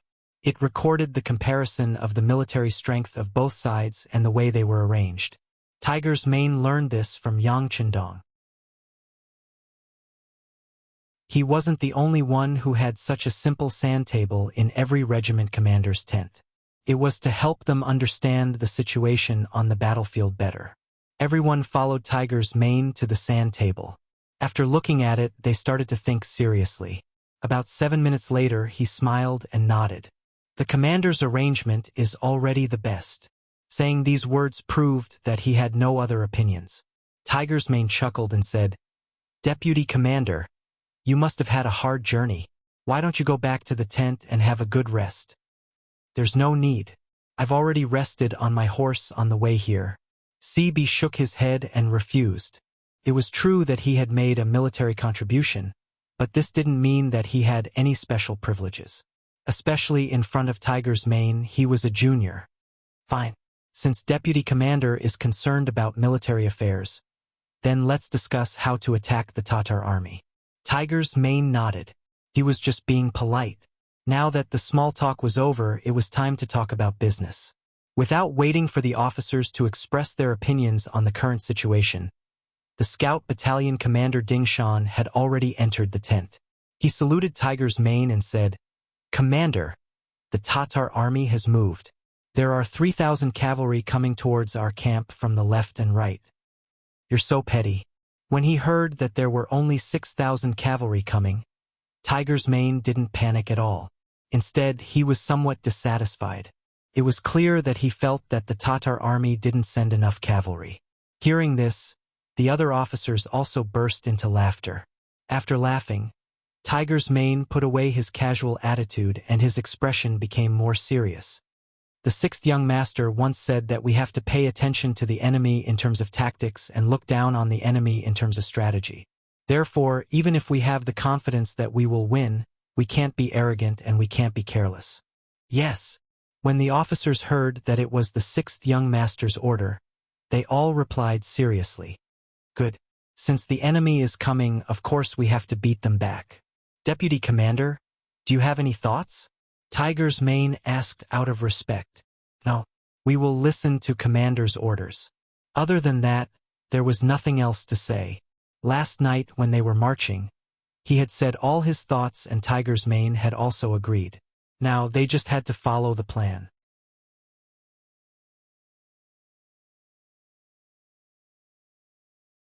Chapter 846. "Very well, since that's the case, let's proceed according to the plan." Tiger's man nodded. Following this, he gave out a series of orders, and the officers who were called stood at attention.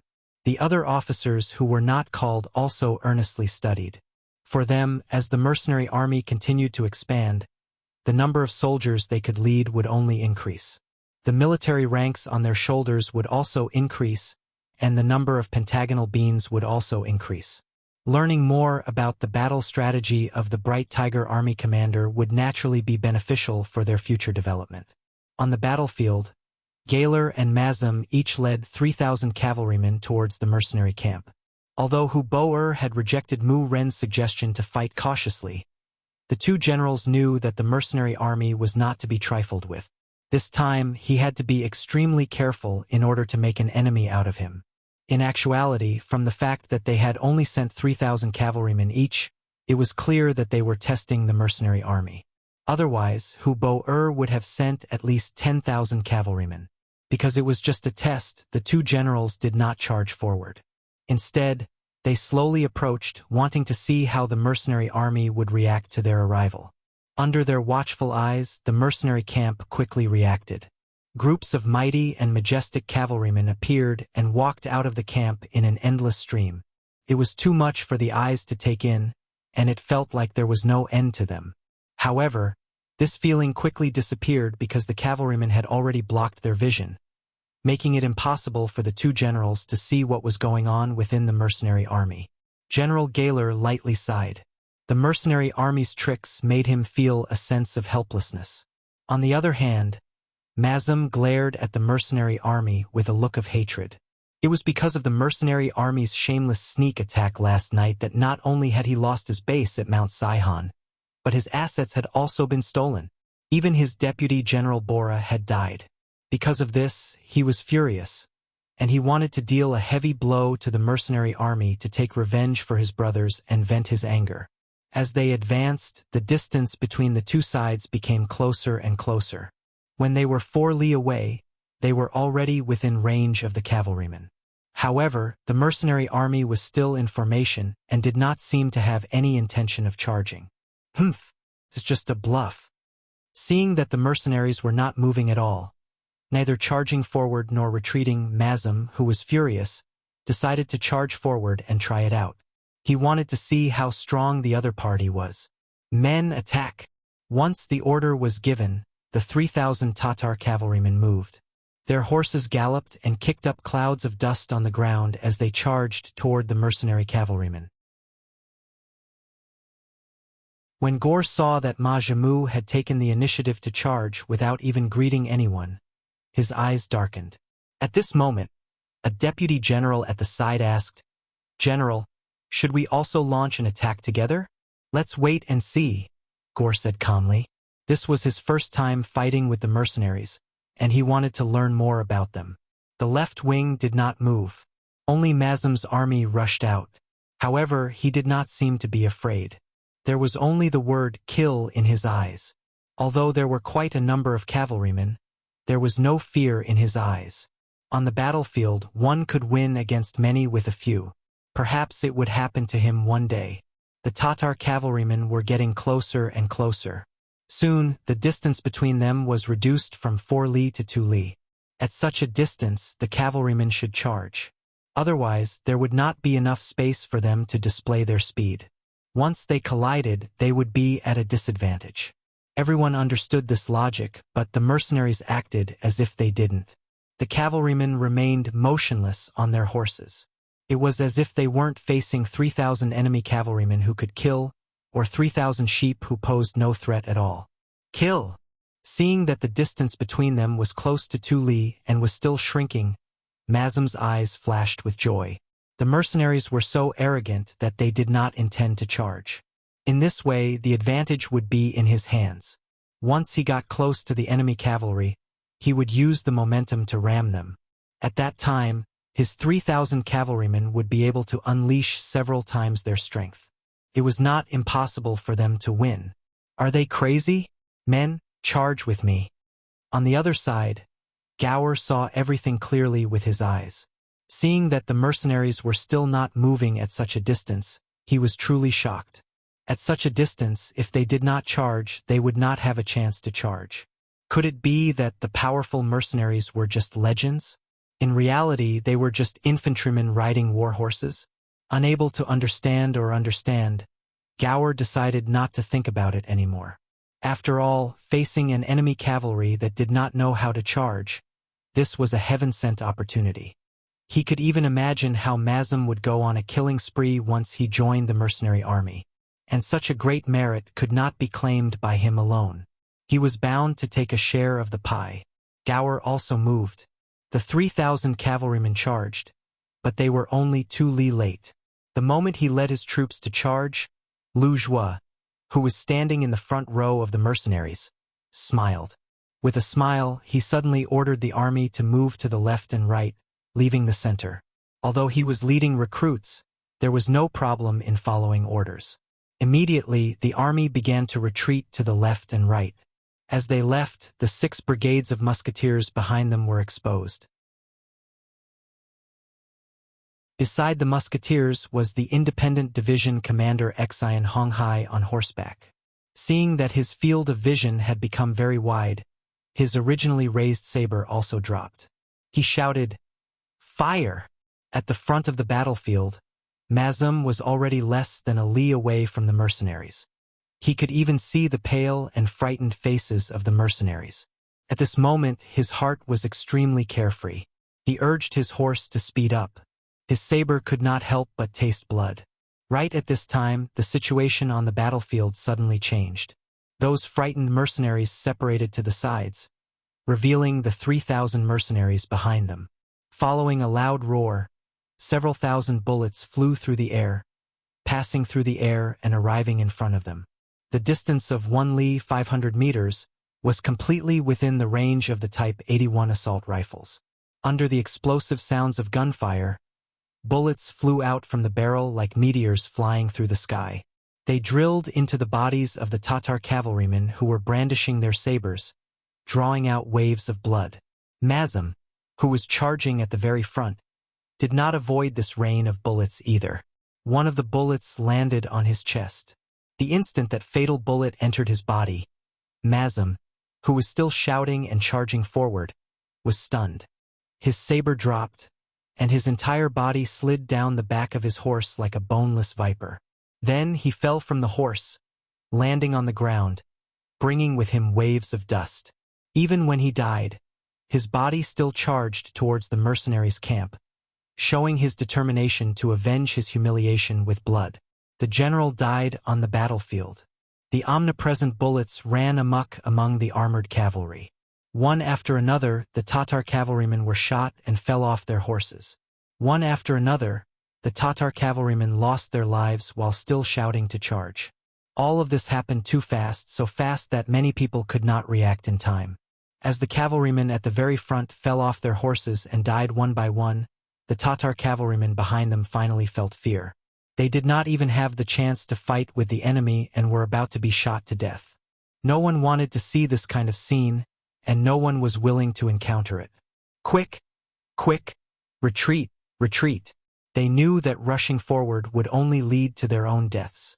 More and more Tatar cavalrymen reined in their horses, turned their horses around, and began to run back the way they came. There were some brave warriors among these Tatar cavalrymen. They were not as afraid of death as ordinary people, but this kind of unequal slaughter, this kind of aggrieved death, was definitely not what they wanted in their hearts. So at this moment, they would rather be a coward and turn around to escape than to show their courage and charge forward half a step. As if they had expected them to do this, the cavalry of the recruit division at the front once again opened up a path. The head of the light cavalry regiment, Ma Xiangshan, shouted, "Comrades, charge with me!" The light cavalry regiment moved. The biggest change in the new army was that they had a heavy cavalry regiment and a light cavalry regiment. Like the name, heavy cavalry was a full body armor and focused on the art of opening and closing. They were like a flood of steel rushing into the enemy formation to kill the enemy. The light cavalry was a light military uniform, focused on flexibility and speed. They did not have much other equipment on them except for the necessary sabers and crossbows. What they wanted was to use the lightest equipment to chase down the enemy cavalry with the fastest speed. When the light cavalry regiment moved, it represented the start of the chase. After Ma Xiangshan's shout, countless light cavalry flew out like arrows, heading straight into the distance. As they galloped, the crossbows in their hands were not idle. Arrow after arrow shot out into the air, chasing and killing the defeated enemy cavalry at the same time. The sudden sound of the muskets and the sudden attack of the light cavalry made Gao Er's 3,000 cavalrymen suffer. They originally thought that when they were 1 li away, the cavalrymen would be able to display their strongest fighting strength. They never thought that there would be so many dangers behind the mercenary cavalrymen. Time after time, they had to move aside, giving them different experiences. First, he was struck dumb by the muskets. By the time he managed to turn his horse around in time, the enemy cavalry behind him quickly caught up with him. When the arrows got close to him, he could only watch as the soldiers he brought with him were shot by the arrows and fell to the ground. His heart was bleeding, but there was nothing he could do.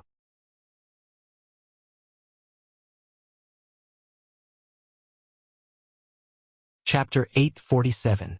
Underestimating the enemy was not scary. What was scary was that his cavalry had been beaten into a pulp and had lost their will to fight. With such an iron cavalry, it would be difficult to calm them down and turn back to fight. They could only rush toward the Tatar camp and hope that the enemy would not chase too hard. As expected, the light cavalry did not chase too far and stopped after 6 miles. Ahead of them was the Tatar camp, and the enemy could send their cavalry to counterattack at any moment. Although they were light cavalry and were not afraid of being caught, there was no point in fighting. The light cavalry retreated and kept their guns. This probing mission ended in a huge victory for the mercenaries. Based on the results, they had killed close to 2,000 cavalry and captured 100 enemies. Not only did they lose the first battle, but even General Mazum had died on the battlefield. When this result reached Huboer's ears, he was furious. Within the tent, the table was sliced in half by a sharp cavalry knife. A roar sounded out, "Mazum, I will take revenge for you." Mazum had defended Sihon Mountain for many years, and even if he did not contribute much, he had put in a lot of effort. However, when Huboer's army appeared and was about to show off their skills, he was killed. It was truly regretful and sad. All of a sudden, the morale of the Tatar camp was low. To break this bad atmosphere, Huboer roared out once more, "Where's General Chiga? Has he not taken down Talu City?" The flames of war raged beneath Tulu. Countless cloud ladders were erected beneath the city walls, and countless arrows were fired in the air. Death was a matter of great importance to humans, but at this moment, it seemed so insignificant and ordinary. When the Iron Cavalry started to probe the mercenaries, the 5,000 grassland infantry led by Chiga had launched a fierce attack on Talu City. It was said that the grassland Iron Cavalry were unparalleled in the world. Everywhere they went, locusts would sweep past, and not a single blade of grass would grow. However, what everyone didn't know was that the trained grassland infantrymen were also elites among soldiers. They existed for the purpose of sieging cities, and their instructors were generals with rich experience in sieging cities. The grassland cavalry relied on speed, while the Ming army relied on the city walls. Both sides had their advantages, and it was difficult for one side to gain the upper hand. As time passed, Ming Chengzu conquered the 5 grasslands and opened up the path of the Ming army's Iron Cavalry. After the Mongol soldiers suffered losses time and time again, they started to learn from the strengths of the Ming army to create offensive infantry. A person's greatest ability lies in learning and imitating. After Ming Chengzu passed away, the advantage of the Ming army cavalry slowly disappeared. As a result, the Mongol siege infantry grew. This time, the 5,000 infantrymen had this ability. Their teachers were the captives of the Ming army who had their cities conquered. Since they were living under someone else's roof, they had no choice but to lower their heads. In order to survive, not many of them could reject the mere teaching of skills.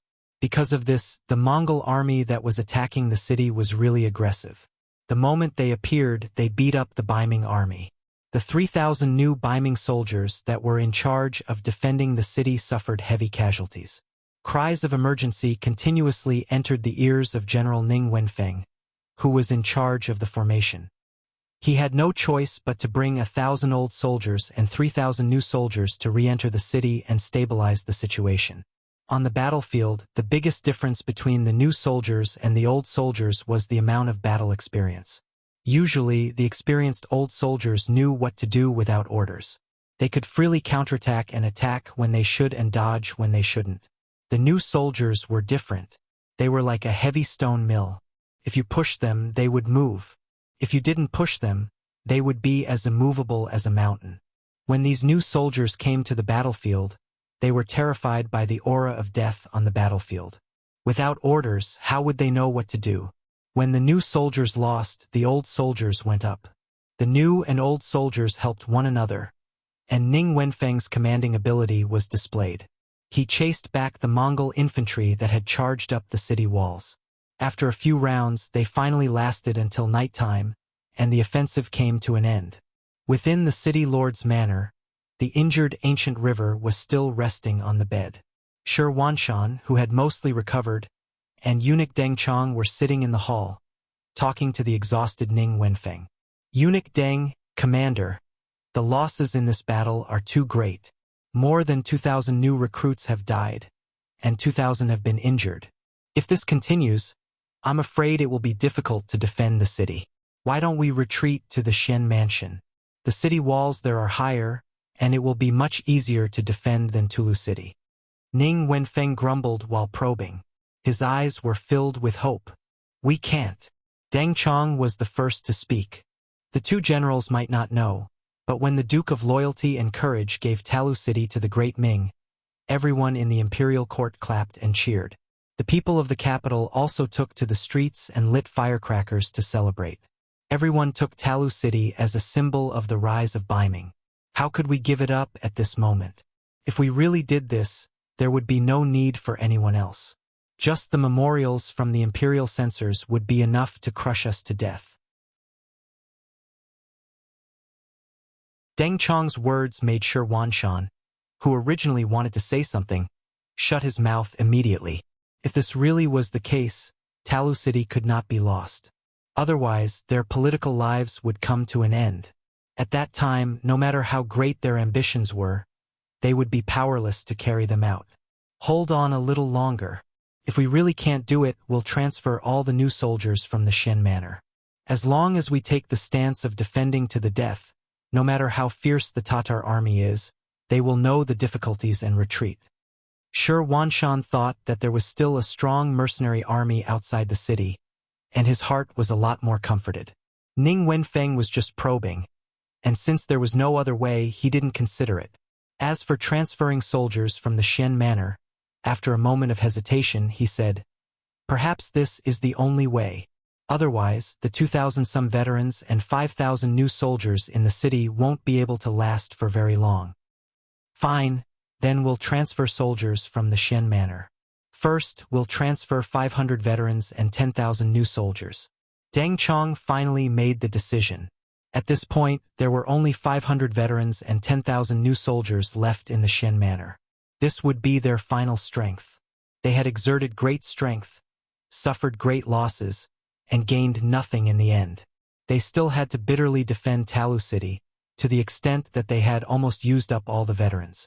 It had to be said that this time they had really made a loss. This result left Sher Wanshan and the other two speechless for a long time. They didn't even seem to have the mood to talk. In comparison, the atmosphere in the Tatar army camp was much better than it was in the afternoon. Chiga had already reported the casualties. During the attack during the day, more than 1,000 soldiers had died and more than 1,000 were injured. They only needed to rest for a night, and more than half of them could still participate the next day. In comparison, Baiming's defenders had suffered more than 4,000 casualties, which was twice the number of their own side. Everyone knew that during a siege, the attacking side would often be at a disadvantage. Generally speaking, to siege a city, one had to have at least 3 times the strength of the enemy. This time, the results were the exact opposite. The losses of the defenders were more than double that of the attackers. Even if they didn't take down the city, it was still a great victory. Hu Bo-er's expression was much better, and he encouraged Chiga. He said that they would continue to attack the city tomorrow and try to take down Talu City, as well as find a place for the army to settle down. Chiga naturally nodded towards his words. Compared to ordering the Baiming army to continue attacking, Hu Bo-er's attitude towards the mercenaries was something that Hu Bo-er could not grasp. Today's battle had given him a deeper understanding of the strength of the mercenaries. While he regretted not listening to Mu Ren's advice, he also decided to listen to his advice, which was to defend and not go out. They would wait until they took down Talu City and found a place to settle down before slowly making their next move. However, in order to prevent what happened during the day from happening again, Hu Bo-er called over another general, Hu Lin, and told him to prevent the mercenaries from sneaking into the camp before going to sleep. The truth proved that Hu Bo-er's worries were unnecessary. The mercenaries who had won during the day were sleeping peacefully in their own rooms. To them, the battle during the day was unavoidable, and it was a test between both sides. Even if it did not happen today, it would happen tomorrow. Once the test was over and they knew that they were not to be messed with, the Tatar army would be much more obedient. That way, the mercenaries would be able to sleep peacefully. Of course, there were still soldiers on duty at night. It was better to be safe than sorry. As the sun rose, a new day arrived, and Tiger's Man held a meeting. The various divisions and regiment commanders all came out to request for battle.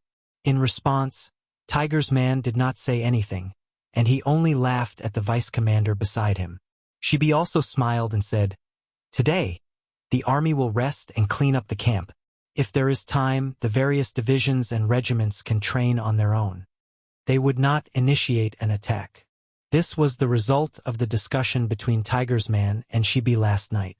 Now was not the time to fight one-on-one, and it was either you die or I die.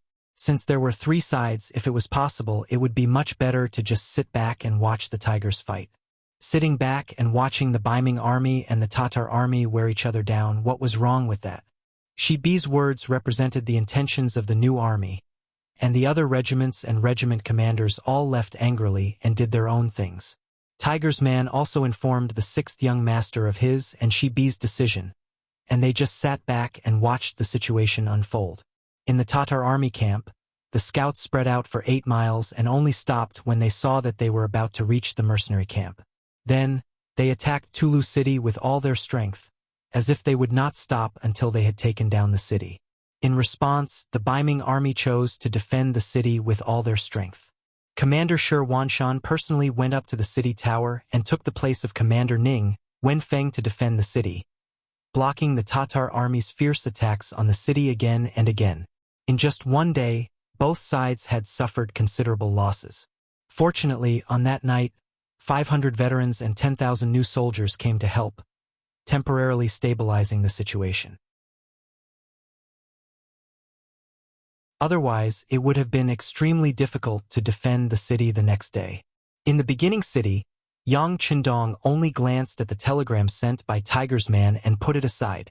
The new army had Tiger's man, who had gradually calmed down, and was led by Shibi, so he did not have to worry about anything. His gaze was more focused on the construction of the beginning city, and he made some very constructive suggestions. You're tuning in to the Journey of the Soul YouTube channel. Don't forget to subscribe and join us on this journey to catch the most captivating stories.